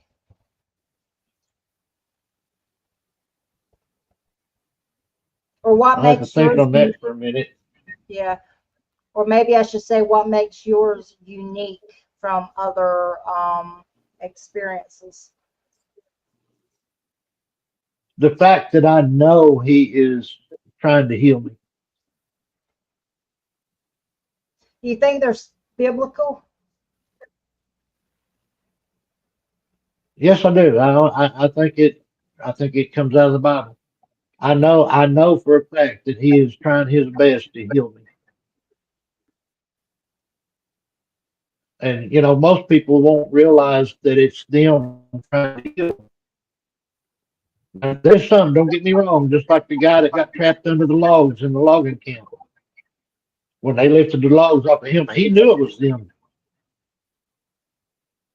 But the majority of the time, they don't know that. The person doesn't know that it's them healing. But I know for a fact that they're trying to heal me. So I guess that would probably be the most peculiar for me. Hmm. What do you think about the people that go to hunt them or go out in the woods to cause them harm? I don't ever want to meet one of them. Let me put it that way. That we actually interviewed one time that claimed he shot one. Well, we kept after him and kept after him till he finally admitted that. Oh, he just saw the bush shaking, so he shot into the bush. He don't know what it was. He don't know if he hit it or anything. But he That's actually a claimed he no-no. killed one first. Yeah, that's a big no-no. Well, I turned around. Yeah, we both said, my son and I both said, you don't ever shoot. You go out in the field with us and you pull the trigger on one, you'll have to deal with us. Don't ever come around me and try to harm one of them. Now, if it's different if it's attacking us, yes. But if you just see it out there and you go to try to shoot it, I'm going to stop you one way or the other. I'm going to stop you. Um, Go ahead, Don. I was gonna say, or just let the guy try. They'll take care Yeah. of him. Self-correcting. Yeah. No, I don't want them hurt. I mean, yeah, the rest of them around there, but you got to stop and think. Every time we shoot at one of them, it turns that clan against us. That's what happened at down there at Hanobi, the siege of Hanobi. That's what happened down there was they started shooting at them, so they started fighting back, and you just don't want to do that. No, William, you shouldn't shoot into wildly into the brush. You shouldn't shoot them That's either bad unless they're etiquette. attacking. Yeah. If you're a hunter and you're out there shooting what you can't see, you don't need to be hunting. No, I have a you tendency don't. to agree with I never. Billy. Billy says we See, just I You got think that rule. that right, Billy. I was gonna say I think that's a big part of the reason why they try to keep this quiet is because you will have people going out trying to get a trophy, even if they're told not to shoot them. Yeah. Um, Well, stop and think about it. Florida, it's actually in their regulations that there is no taking of the skunk ape under any means. And there's 4 or 5 other states that have come in with that law that there is no you're not allowed to shoot or take Sasquatch by any means. And hopefully every state will go into that. well, I've spoken to people in the military, and they said the military actually has it's mentioned in a manual on how to deal with them if you come across them. Have I seen that? No. Yes, So, they do. so That's in uh,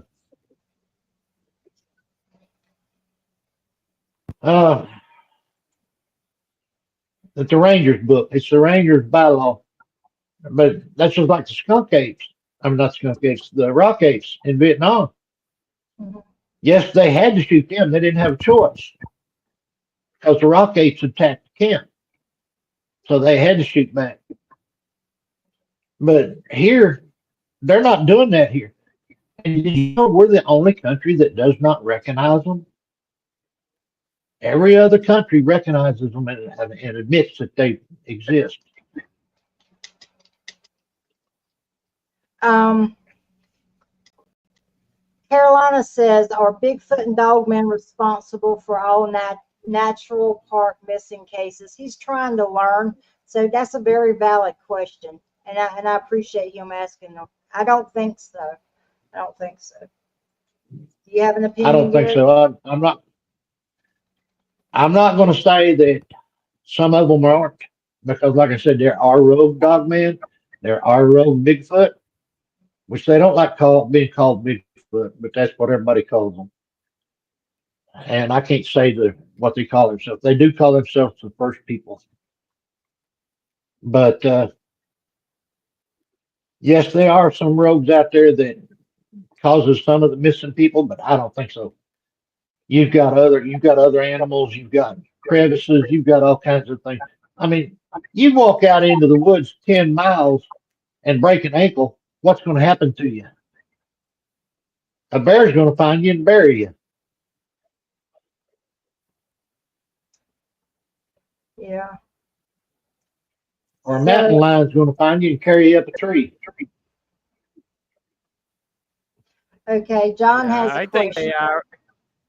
Go ahead, I was going to say, John. I think they are responsible. I think they're responsible for some of the disappearances. John Futeway says, That's what I John, said. You're going to have some roads that take some of them, but not all of them. Right. um, John Futeway, and by the way, John's had two Class A sightings. We're one of the gentlemen. We're going to start doing some research on the Cape Fear. I, to me, it's not research because even if I had proof, I wouldn't turn it over. Um, he says regarding gifting, any thoughts on gifting them with food? I think you said you give them fish.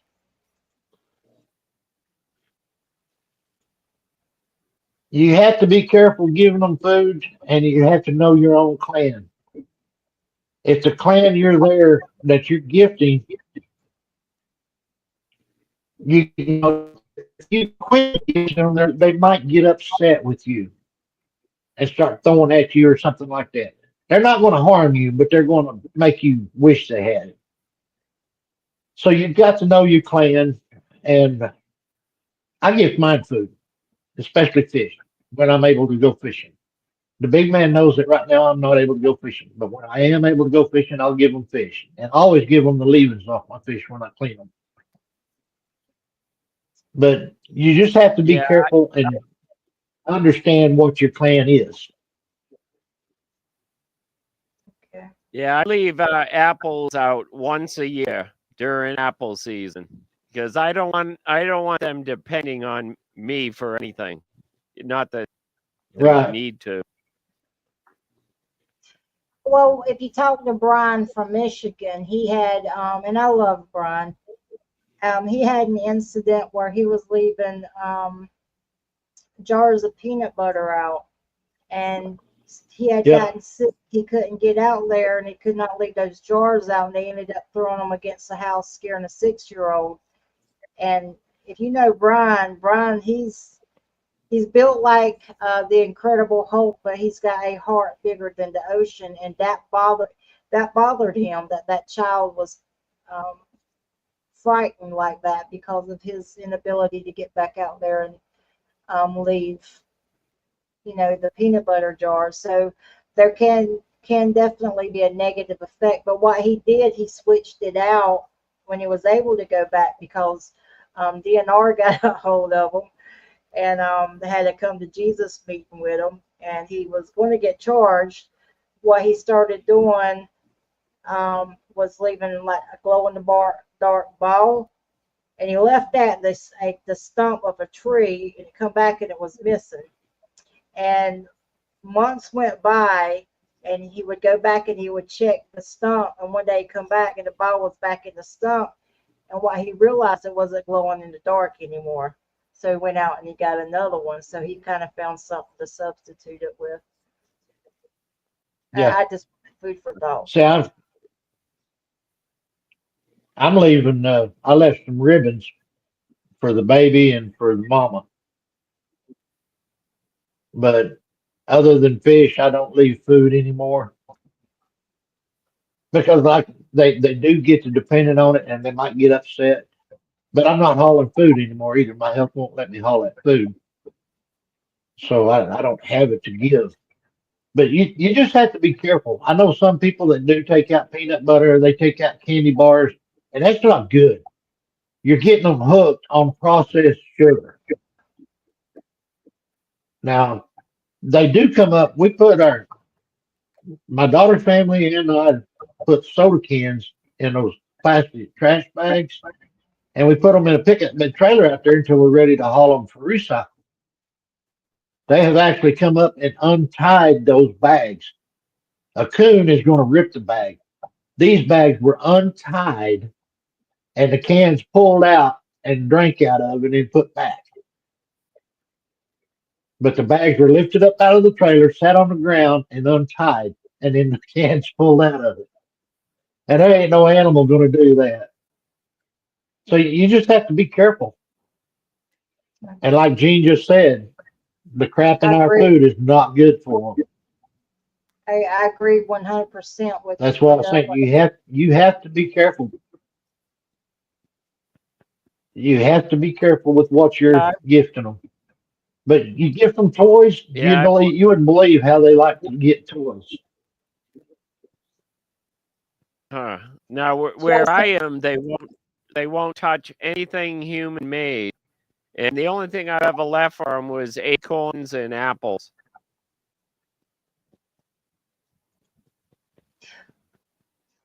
Well, don't leave um, them bananas.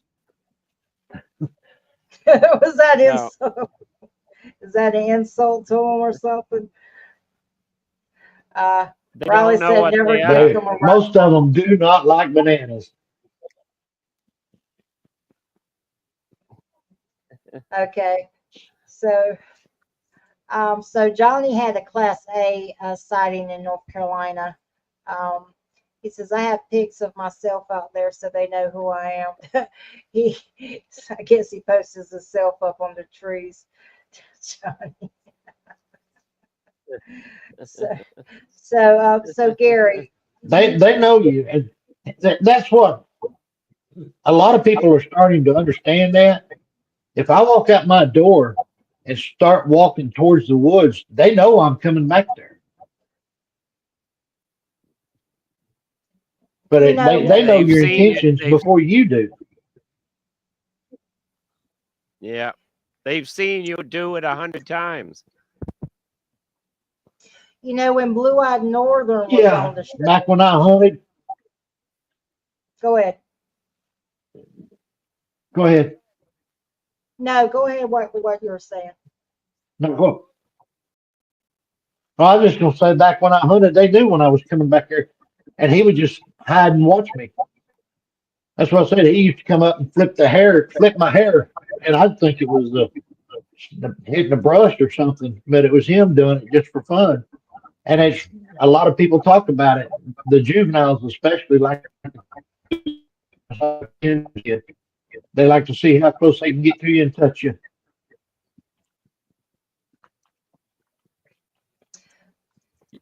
Now go ahead about Pat. When when Pat was on the show, she said something that made a lot of sense. Said when her and Joe's pulling into an area, the cryptids they have out there, they're already communicating back and forth before they even get out the car. Yeah, I mean, that they just do. When we go to Brown Springs, they already know we're here. They know we're there. Yeah, oh they watch the entrances and exits from these areas. They watch them all the time.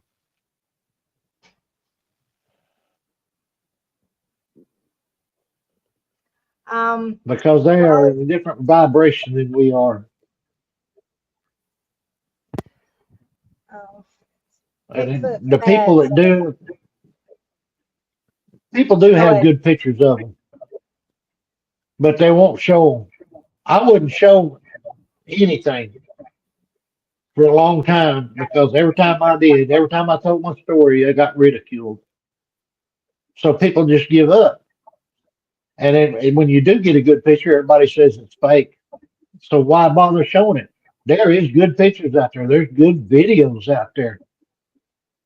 You wouldn't believe how many good pictures and videos are out there, but people won't show it because they get said, "Well, it's fake. Why should, we don't believe that. It's not real." So why show it? Like I said, I wouldn't show mine for years. That one that I sent to you, Miss V, I've had that since 2018, and very few people seen it.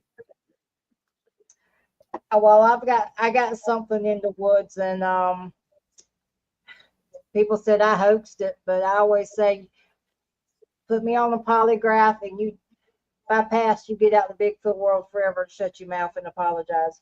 That's all I gotta say. Well, But you we know, all we when all you know I'm kind of blunt anyway, so it is what it is. It ain't what it ain't.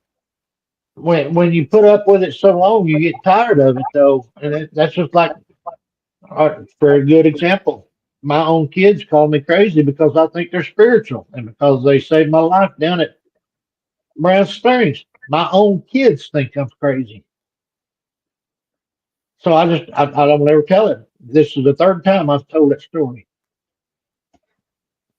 Well, you're so right, Gary. Why can't you tell your story without ridicule? I mean, to me, it's the ridicule that keeps us from making that connection and really being able to get together and and getting answers for people. And as long as we're arguing, and as long as we're you know ridiculing people that are coming up with these experiences, we're not going to get to the bottom of it. But at the same time, I think you know, it's also okay to be skeptical, and we need that because can you imagine someone that has heard the theory of a Bigfoot but always thought it was a myth, and they have questions, and sometimes they come across disrespectful, but they're trying to comprehend how something out of, and I hate to say fairy tale, but out of maybe a comic book they've read or, a show they've seen can actually be real. So when you look at it from their perspective too, um, some people are pretty disrespectful, but I think some people are just they throw hard questions out there because they cannot grasp that something that magnificent is real. Does that make sense, or was that a rant that I just totally wasted calorie on? No, it makes sense, and I It agree makes with you. And TJ, this is just my opinion, but I seen your question, and PJ, question. What was the question? like I said, she asked is why they push trees over. Oh, okay. In my opinion, it's two reasons. One is just to let you know they're there, and the second one is because they know you're bothered by it, that you're scared, and yeah, they do love to tease and scare you. If you ever let them yeah, get the best of you one time, then they're going to keep it up, and that's probably why they keep pushing trees over on your place, is because they know they scare you. And I don't blame you for being scared. And I know you're tired of hearing it, but if they wanted you, they would have already got you a long time ago. They're just enjoying scaring you. Love you to death, PJ, but I had to tell you that. yeah. I think they push trees over also to get you out of the area that you're heading into. They don't want you in there.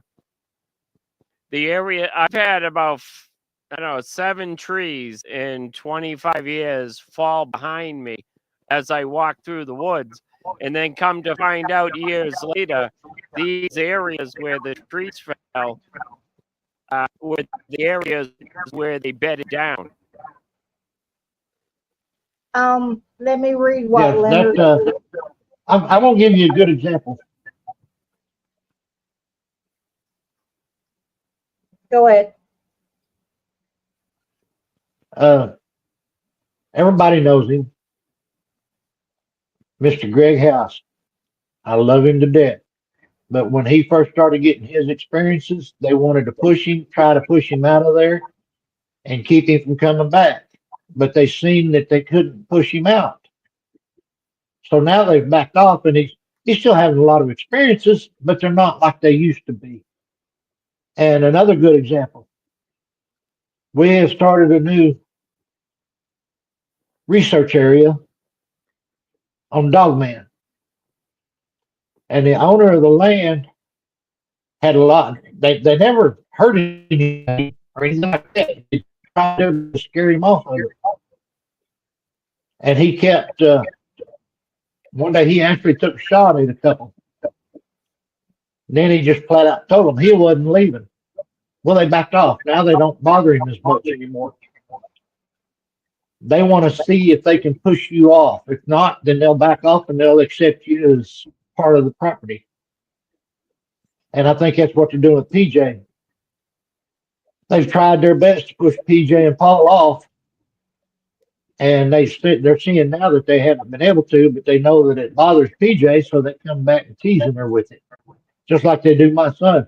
Every time my son comes down here, they tease the soup out of him. They throw at his tent. They just everything they can do to scare him, and that's what they're doing to PJ and others. If you'll just stand up and respectfully tell them stop, normally they'll stop. So let me read this from Leonard, because Leonard, you can correct me if I'm wrong. I'll say it after your comment. He says, Miss V, you are so correct about people being ridiculed. People are just plain mean. Closed minds are really the issue, not the people that have encounters. Now, Leonard, correct me if I'm wrong. You once sent an email out where if you had an encounter and you were being harassed by the G people, that you probably could do some stuff to assist them with that. Is that still true? If not, I'm sorry. I apologize for bringing that up. And while he responds, Bigfoot Fad says, has anyone had psychic dreams about them? I have. It felt real.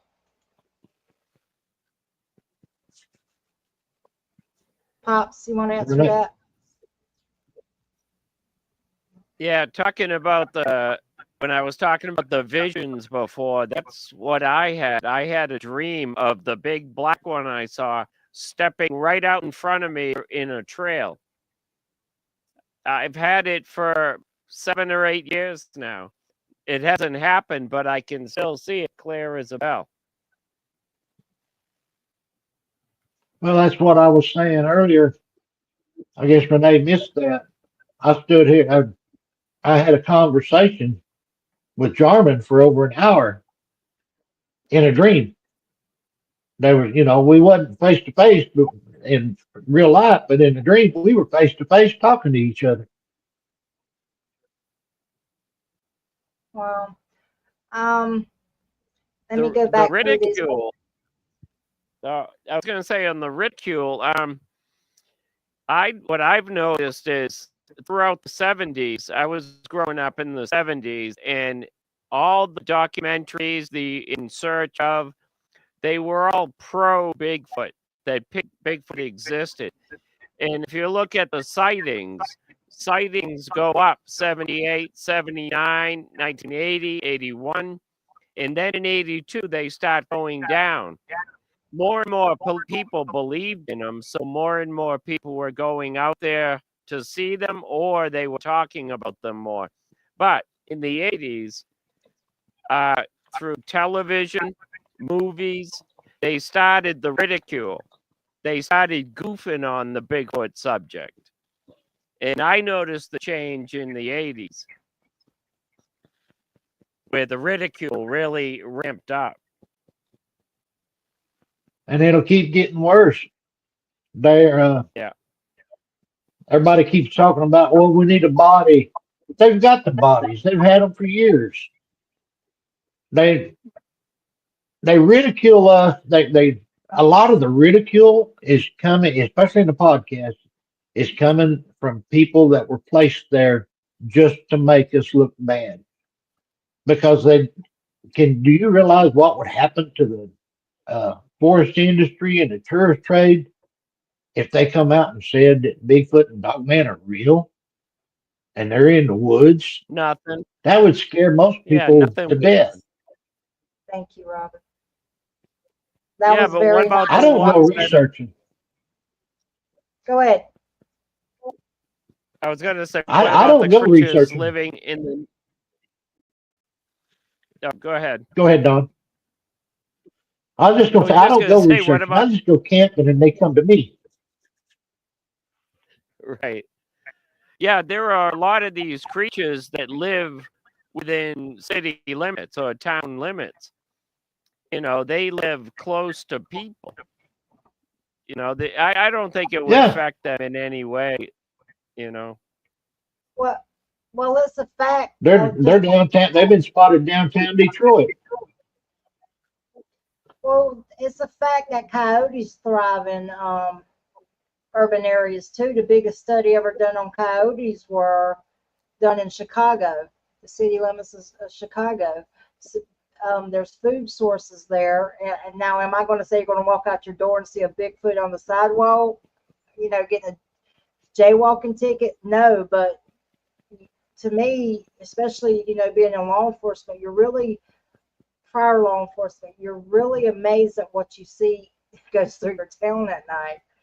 I mean, it is crazy. And it's like I was telling North Carolina or Carolina Rails the other day, railroad tracks, power lines, um, gas lines, they're easements that run right through town.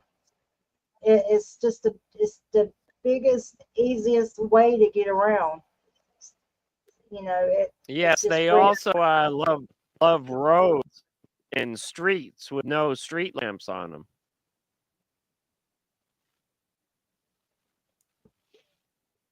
Yeah. Um, I totally lost both of you. we're still here. Can you hear us now? Gene said water There is we a go. travel lane for them. Yes. Yeah, I noticed that. That's how they move through the woods around here. They just go up down the little brooks and streams. Yeah. Well, I I think they can swim really good, but I think if you want to increase your chances, go by the waterways. There was actually encounters in Florida where they actually seen them swimming across the rivers. And I mean, if I'm an alligator, I'm not gonna mess with a Bigfoot, but you know, it is what it Right. is. Now, there's a Native American story up here in Maine where they swam and stole some fish from some Native Americans that were fishing. Wow. But they were on a little island and they could hear them jump in the water. And then all of a sudden they were swimming right there. They were walking up on the beach area and they just took the fish. Sherry says in my Pacific active area, the cemetery, there's a power line cut that runs behind the cemetery. I took it off where you could read it because I'm messing with you, Don.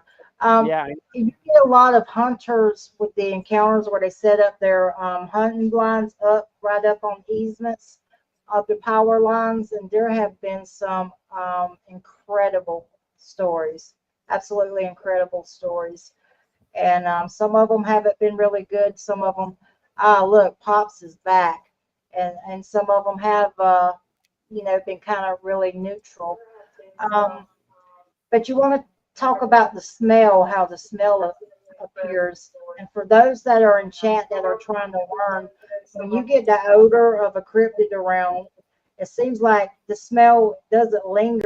It's like it is controlled. It's almost like it's there in front of your nose and then it's gone. It doesn't like float away. It's like there then gone. And that's the weird part. It's not just the odor, but it's how it comes and how it goes that makes it weird too. Do you guys agree or disagree? I agree. I agree. Oh, you How are there. about Okay.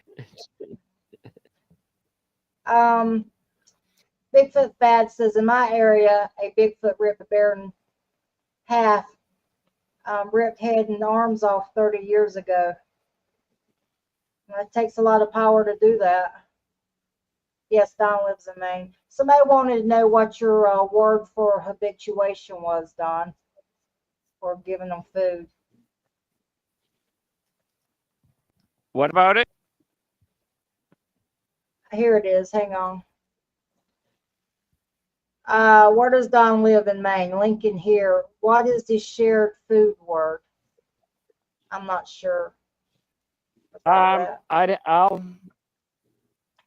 Yeah, I've got it in my book. I could look it up quick. Yeah, I'm down close to Belfast. I play pool in Lincoln. Sherry says, I completely agree with the odor. Poof is there, poof is gone, no lingering. Correct. Gary, is there anything you want to add to the odor?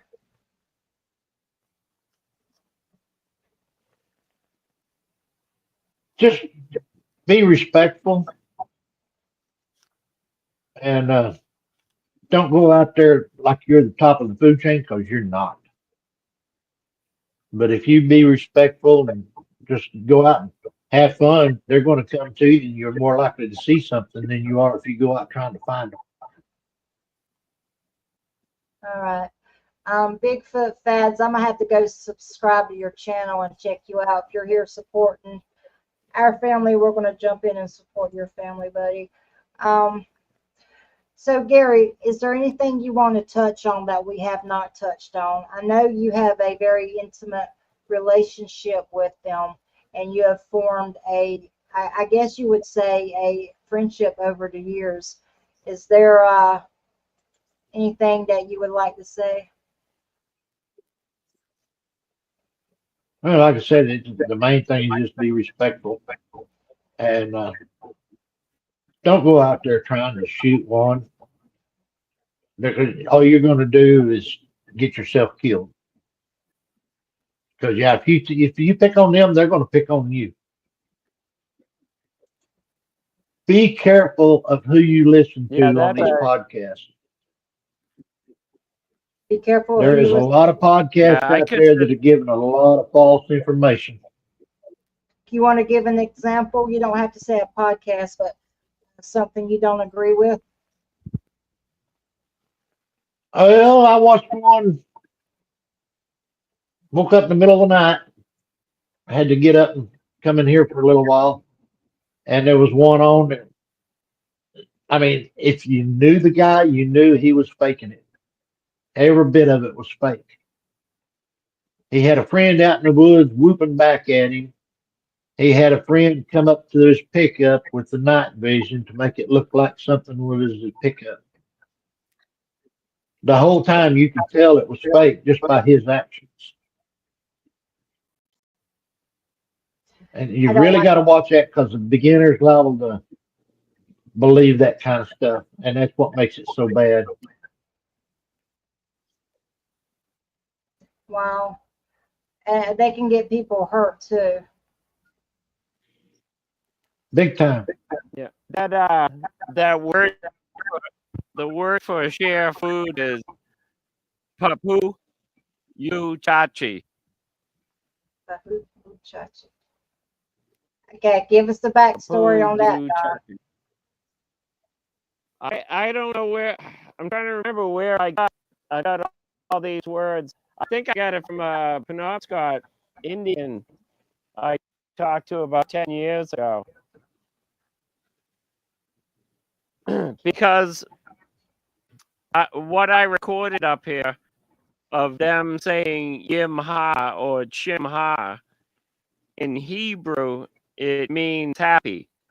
half of the Native American language of the tribes in Maine is Hebrew, especially the Micmac. So that's why we were talking about it, and that's why he gave me other sayings. Other sayings in Native American to try. That's interesting. See, down here they speak English and they speak Cherokee.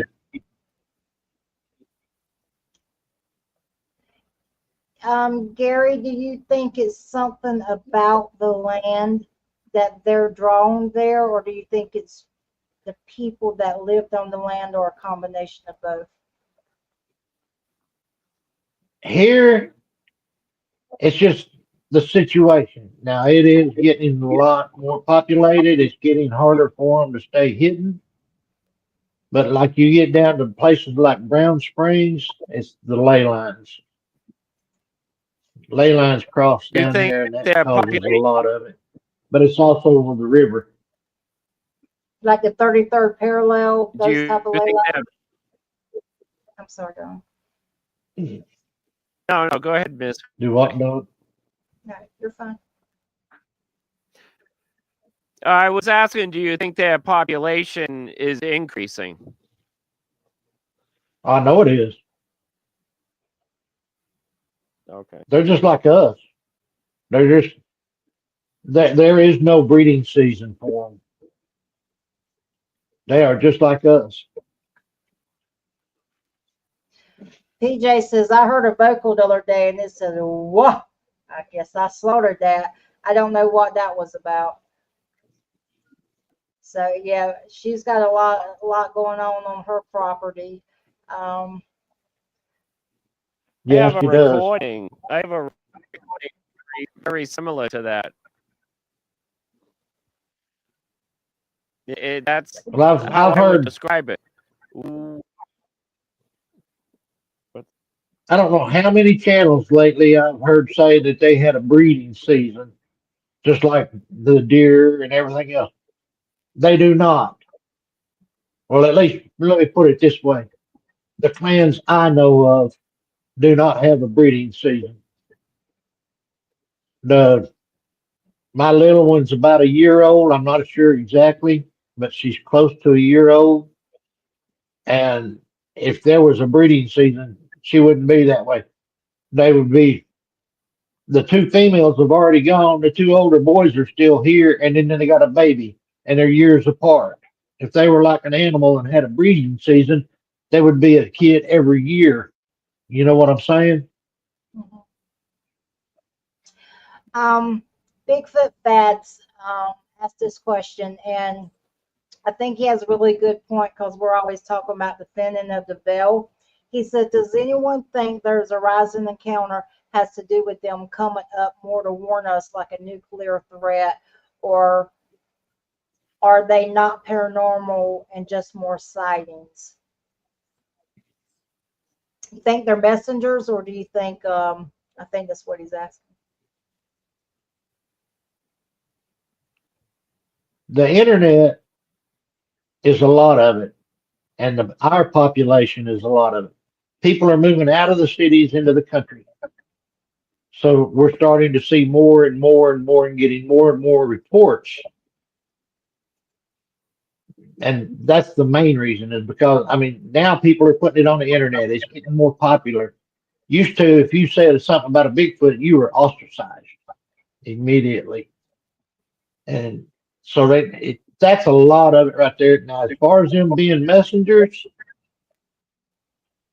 who knows? The Bible talks a lot about a lot of different things, and that could be part of it. Gene They could be says, warning us.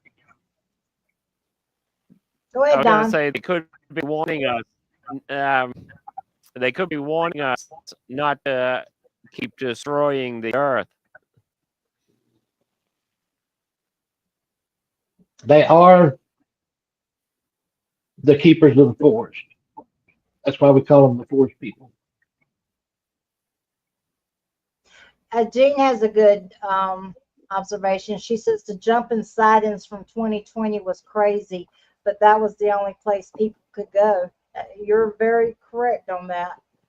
It's talking about when the virus was around. And you know what? I'll say it. I don't care, COVID. Um, so, let's see. Good night, North Carolina Rails. Anytime you want to jump on and ask some questions, you're more than welcome. You don't, you can have a different opinion than us. You're welcome to the Muddy Creek family. Also, if you'll drop your information to me at muddycreek@gmail.com when we go back out, you're more than welcome to go back out with us. We were talking about that today, by the way. That's Muddy Creek. Is it Muddy Creek Podcast at gmail.com? Muddy Creek Podcast gmail.com. And good night, and thanks for jumping in. So yeah, so when COVID was around, there was a lot of sightings because people were going out in the woods. But at the same time, there was a lot of restrictions. So it almost like they had certain areas, state parks, national wildlife areas to themselves. And I imagine a break from us was great. You think that had an impact on them? Yeah, if you'll notice, there is a lot of places being closed in the national parks and the state parks. Used to they wasn't closed, and now all of a sudden they're being closed with no reason whatsoever. Part of LBL is now being closed. So that may be wise because more cryptids are moving into it. And I'd like to add one thing.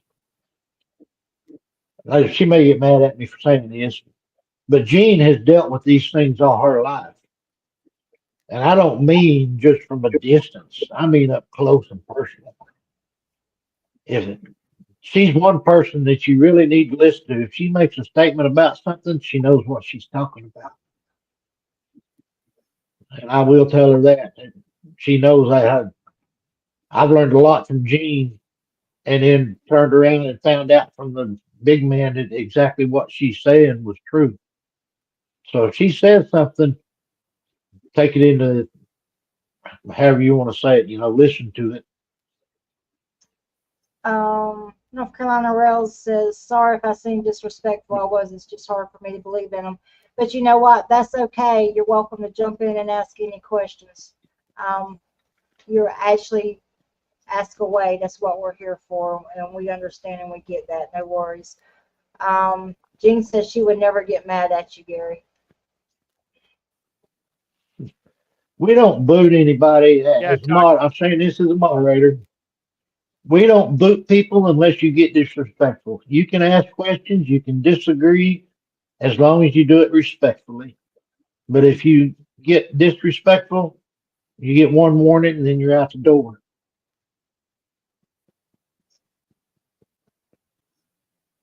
That's a good rule.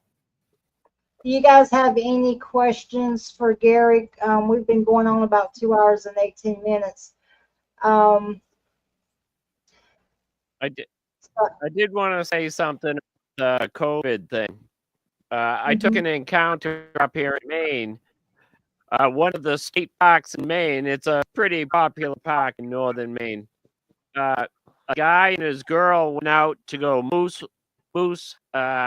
spotting, and they went to a very popular spot. And now it was the first day they opened the park after COVID, so nobody had been up there for a while. So he went out with his girlfriend. I told you about this, Miss V. The guy and the girl saw a moose, and they started sneaking up to try to get a better look at the moose. And right in front of them, Bigfoot stood up from behind a rock, looked at him, and he was not happy. The guy reached in, grabbed his gun, and took off running down the trail back to his car, left his girl there. He had a breakdown when he got back to the car. The Rangers were there, and first off, they were trying to tell him to put the gun away. There's no guns allowed. And he couldn't tell them what had happened. And then the girlfriend came running down minutes later, but it freaked him out so bad that he left his girlfriend there. But what I was going to say is this is a popular spot where humans go to spot moose. And with all those days and all that time of COVID, no humans were going up there. So they felt safe to go out there.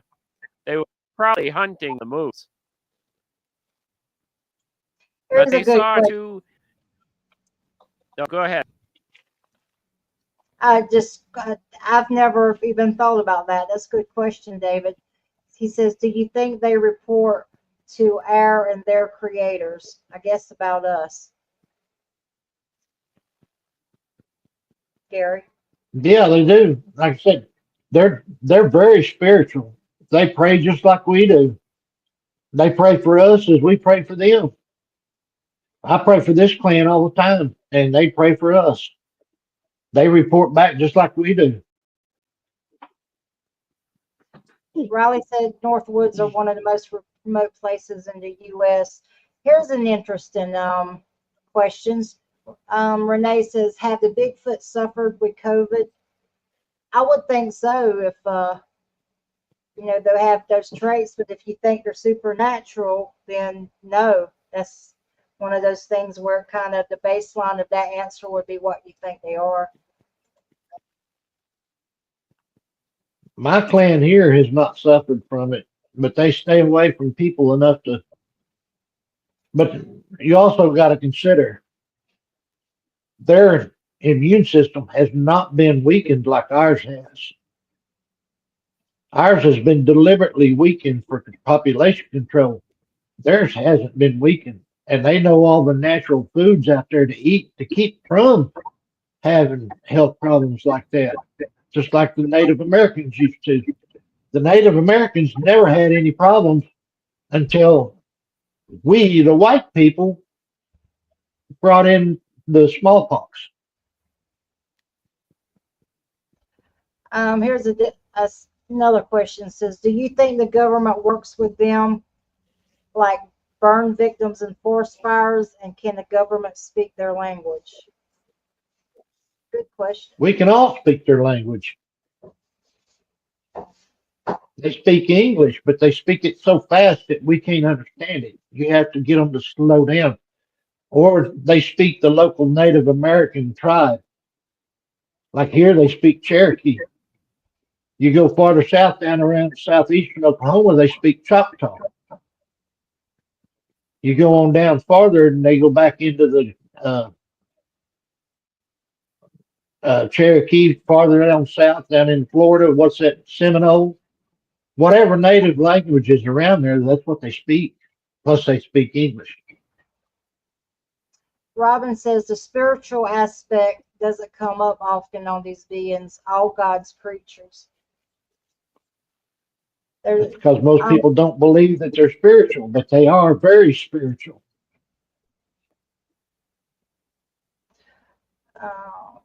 He always uses those big. I'll let y'all read that. He always uses those big words. I can't read those $10 words, Riley. You have to break it down like a 3-year-old for me, buddy. We call them Yeah, Kaiwaka. It's a bit different cannibalistic giant who eats people. Yeah, it's a Kiwagwa. It's the ugly. Here's another one. I'm trying to work. Riley asked me to do a show on this, and I'm trying to get someone to come on and give a little history on that. So I did not forget you asked me that several months ago. Here's something interesting. Bigfoot fads. I've seen the orange orb while being on the active property. That was last year? It was last year. His question is to both of you. Have you heard of them being tied to orange orbs? What's with the orange orbs? Let me say this for you guys' answer. If you look up Penny Rumble, she has a book on orbs, and she breaks down what she believes the colors are. If you hit me up on Facebook, I'll send you a link to her book. But her name is Penny Rumble. Okay, so question is, are they associated with orange orbs? Anyone? I don't think I've so. never seen an orange orb. I've seen an orange orb travel across the city. There were no Bigfoot there, but I haven't seen anything that would associate orbs with Bigfoot yet. Well, if you Yet. think Well, there's a super, that go night ahead. that I had my tent messed with up there in eastern Oklahoma, we saw three orbs up in the trees quite a ways off of us, but they were a whitish blue. They weren't orange. And then we've seen bluish orbs down at Brown Springs, but I've never seen an orange one. What do you think the deal with the orbs are, Gary? I honestly don't think it has anything to do with Bigfoot. Somebody brought up a good point here a while back, wondering if maybe the orbs were somebody remote viewing. Remote viewing? Yeah, I don't know. I've never remote viewed. I've never been around that many orbs. I don't know what they are, and I'll be the first to That's admit an I don't know what interesting they are. theory, though. Yeah, that's an interesting theory about the orbs. There was someone that was on the podcast, and she actually comes down to Uwari sometime. I'm not going to say her name, but she actually had her first experience as a child on a property in Georgia. She was talking about, I can't remember if it was blue or red. They were out. There was witnesses to this too. They were out in Uwari, and the orbs come within several feet of them, and inside the orbs were like a face. And it was just really weird to hear her tell it. And she's she's just before becoming a doctor, so it's not like she's out there smoking wacky weed and seeing this stuff. Do you know if she saw the face in real life or through a camera? Oh no, they were looking at it. Okay. It come up to their tent, and they were looking at it. Yeah, Huh. yeah. Well, That's somebody interesting. said something about portals.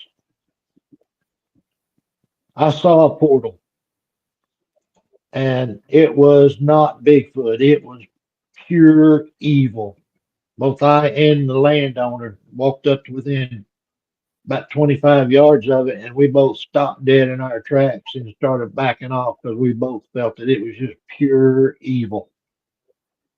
It wasn't nothing to do with Bigfoot, and it was a big portal. But Paul's asking about mind speak. Yes, Paul, I believe in mind speak because they've talked to me. And somebody that's open to them, they will talk to you, but you have to be open to them. And I'll give you a good example. I had a guy say he didn't. How do you know it's Bigfoot talking to you? I looked up at him and I said, "Well, how do you know it's God talking to you when He speaks?" That shut him up. He never said anything else about it. You will learn to just recognize the voice of God. You will learn to recognize the voice of the Bigfoot speaking to you. Yes, could it be a spirit or a demon speaking to you? That's possible. But I know the big man's voice. When he talks to me, I know it's him. Well, um, Don, can you take over for a minute? I need about 5 minutes. I'll be right Okay. back. All right. So, I got cats in there fighting. Gary, Right? yeah. So, where is your research heading? Where do you want it to take you? Well, like I said earlier, I'm not what you'd really call a researcher. I just love to go camping. And when I go camping, they come to me. The same with Dogman. When we go to that new research area, when we were down there last time. One to come up, there was 5 or 6 of them surrounding camp, and one of them came up right into the edge of camp. I was sitting there watching it, and then later on that night, another guy saw one running across camp.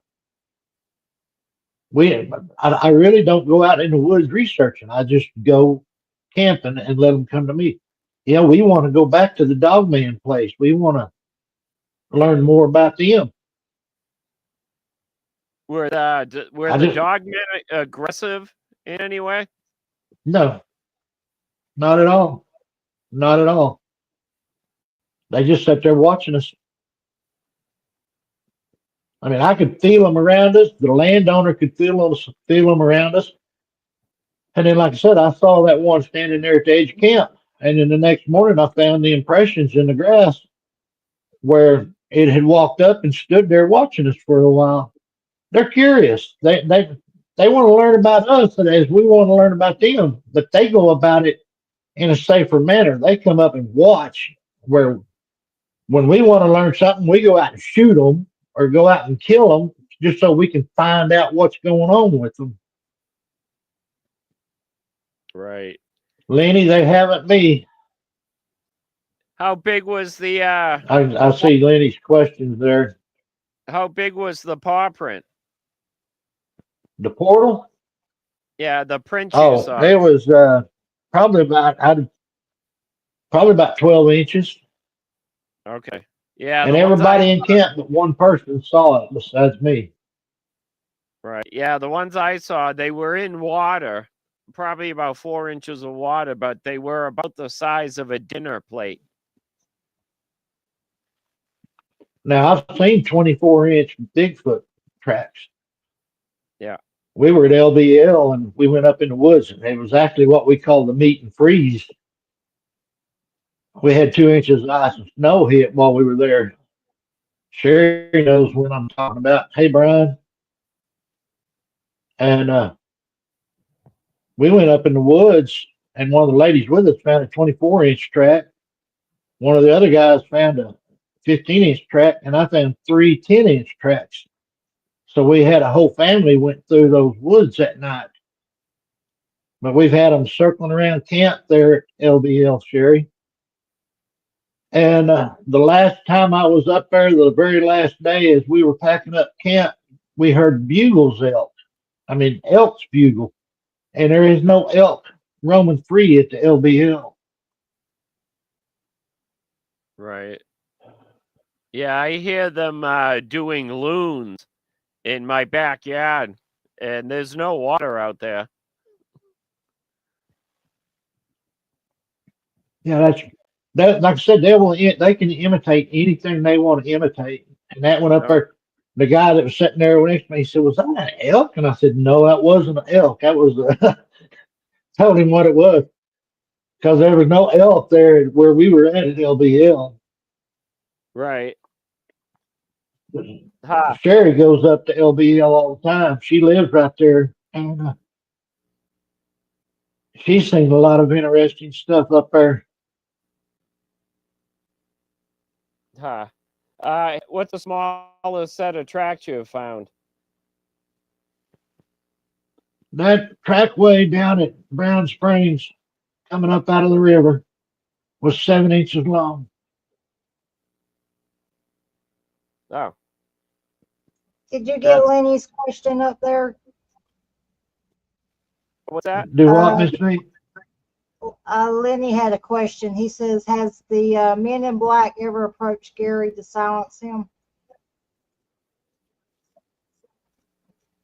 No. But this is only the third time I've done a show too. I don't get on them very often. I haven't spread my stories very much. And I'm sorry, I Don. still got a lot of experiences. I'm sorry, Don. I was just trying to get these questions out the way. I didn't mean to butt in. No, go ahead. Go ahead. Did you answer this one? Sherry says, "Gary, what experiences do you have at the LBL?" Yeah. Yeah, we found that 24-inch. Well, we found a whole set of tracks of the family's tracks. And then we've had them circle the camp with us.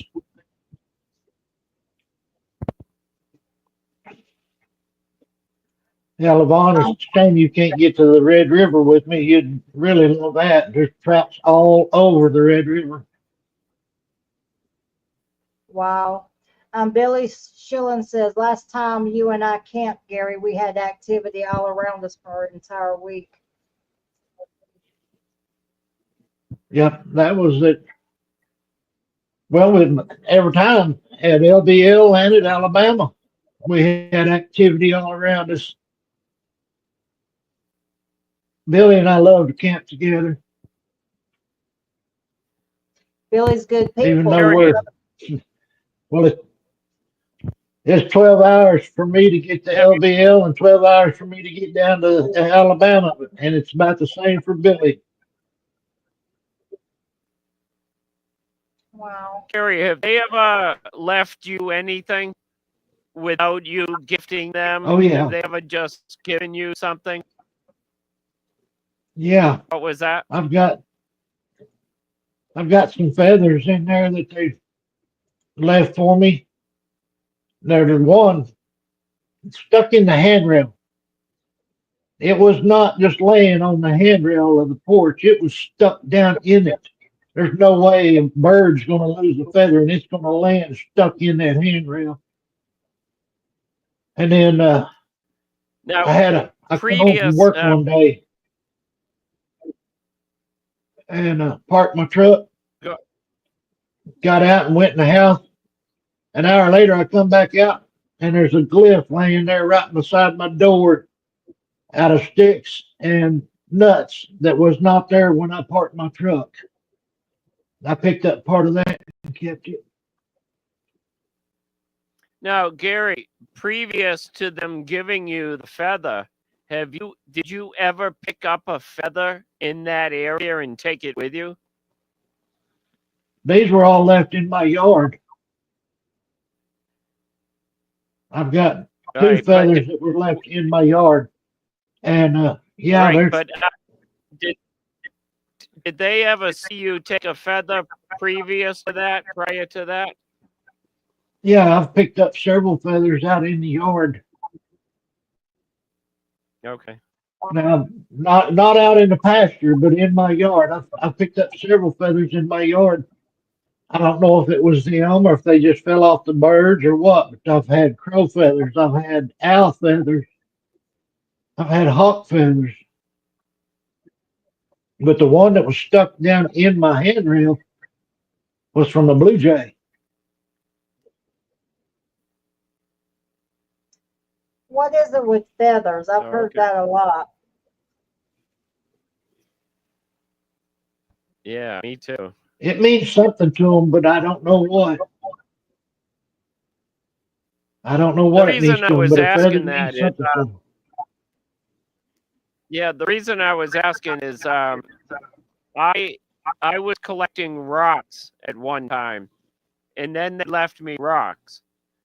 I was collecting acorns, then they left me acorns. They Yeah, seem to be leaving me what I was gathering on my own. Maybe they just don't that's want me out possible. there gathering it. They're just trying to keep me happy. You know? Jean's probably right about that.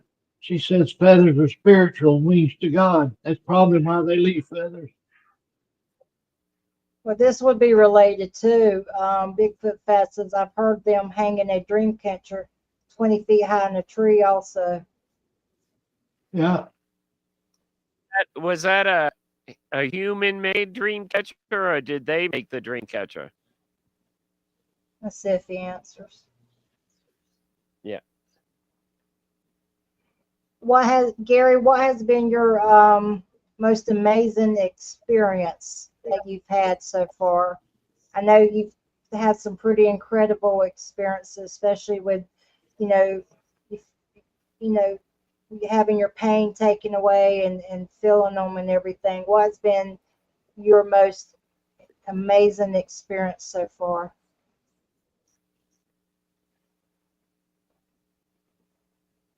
I'm going to have to say that one. I mean, I've had a lot, but that would be the most amazing. Having all of them praying for me and helping me to keep from passing away. So I would say that would be the most special and the most amazing. Now I did have another one. I don't know if I just got sick or if I got zapped up at the cemetery. But I got so sick that I had to just run around behind a tree, and it really disgusted me. But they come back and told me that it was fine. It wasn't my fault, that I couldn't help it. And I covered up what I left. I didn't try to just leave it out and make a mess, you know. And I don't know Wow. if I got zapped or if I just got sick. I never did figure that out. Um, well, Now, Gary, we Gary, have, But the scariest one would be oh, when they shook my truck. And most amazing is when they saved my life. and shaking the truck was back in 1979, I think you said. Saving your life was what Seven. year? 77? or Yeah, 77. 77. It was late 76 or early 77. I can't remember which. And then saving my life was just a minute, and I'll tell you, 21, I believe. And I got it wrote down. I can tell you in just a second. Well, we've got to give kudos to your caretaker for sticking it out.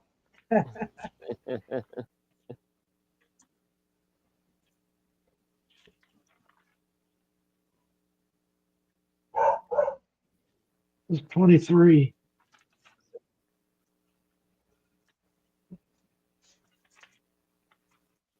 Now, have they been behaving Yeah, it was. differently since they saved you? Have they been Oh, yeah. behaving different? No, no. They just been more open with me. That was in 23. That was in January of 23. Since then, they've been more open with me. I've written, and I guess it's actually because I've been more open with them. I understand. I've opened my mind, Father, and letting them come in deeper.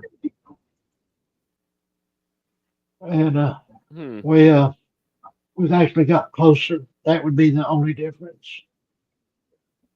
I keep telling the big Have man you I would been love to shake staying? his hand. Have I Have what? you noticed, Gary?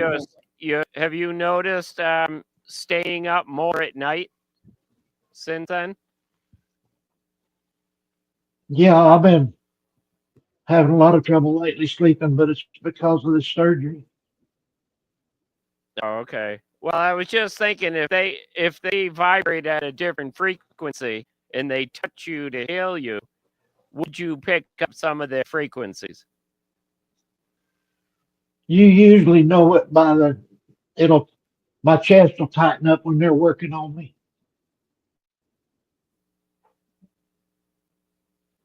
It'll be like if you're having a heart attack, it's like a belt that's being pulled tighter and tighter all the way around your chest. With them, it's not like that. It's just like on the front of your chest, it's a pressure, like somebody pushing on your chest, but not hard enough to hurt you, but hard enough to feel. I guess I feel that Right. quite a bit. Well, Gary, we're definitely going to keep you in our prayers because you know your family and you're like the legendary.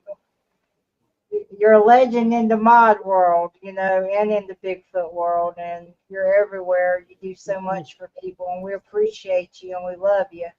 And we just want to I keep ain't you. no, I appreciate it, but I ain't no better mom than Diane or any of the others. We They're all appreciate good it. mods. Yes, we I appreciate may, it. I haven't told Haven't told this yet, but I may end up back in the hospital again. I can't quit bleeding, so they're taking me in the 8th to see what's going on. Oh, You geez. said you're taking you in when? The 8th,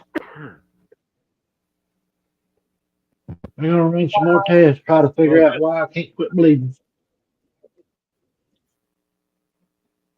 We didn't know that. We're going to keep well, you in our hopefully, Thanks to prayers. everybody for the prayers.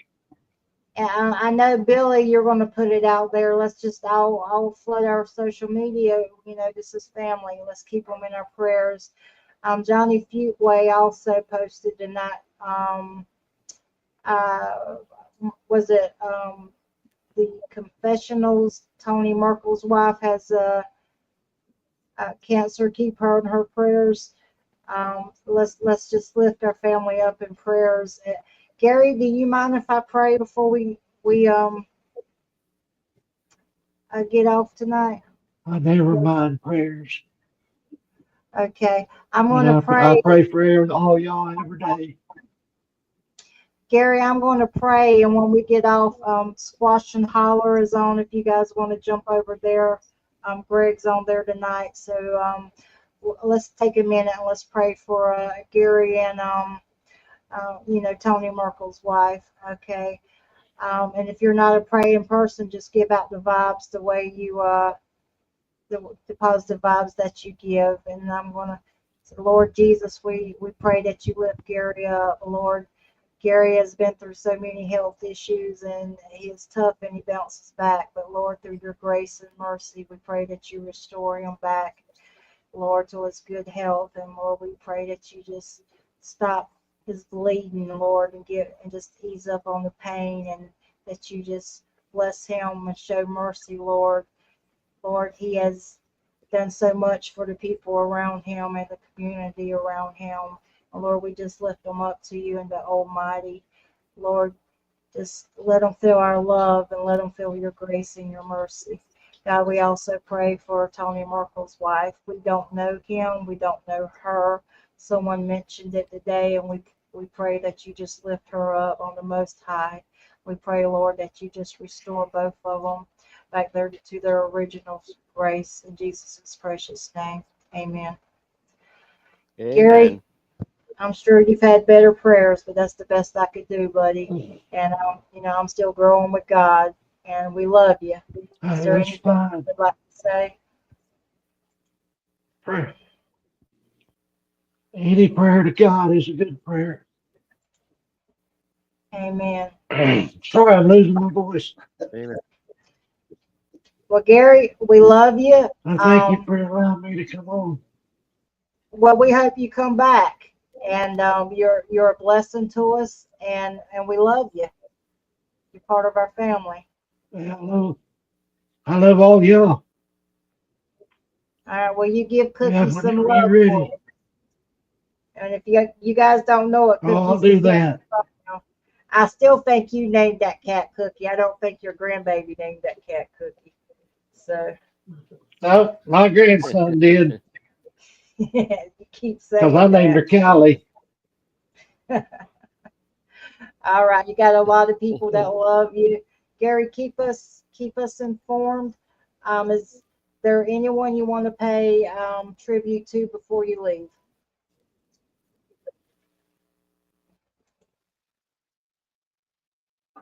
I love everybody out there. Y'all have a good night.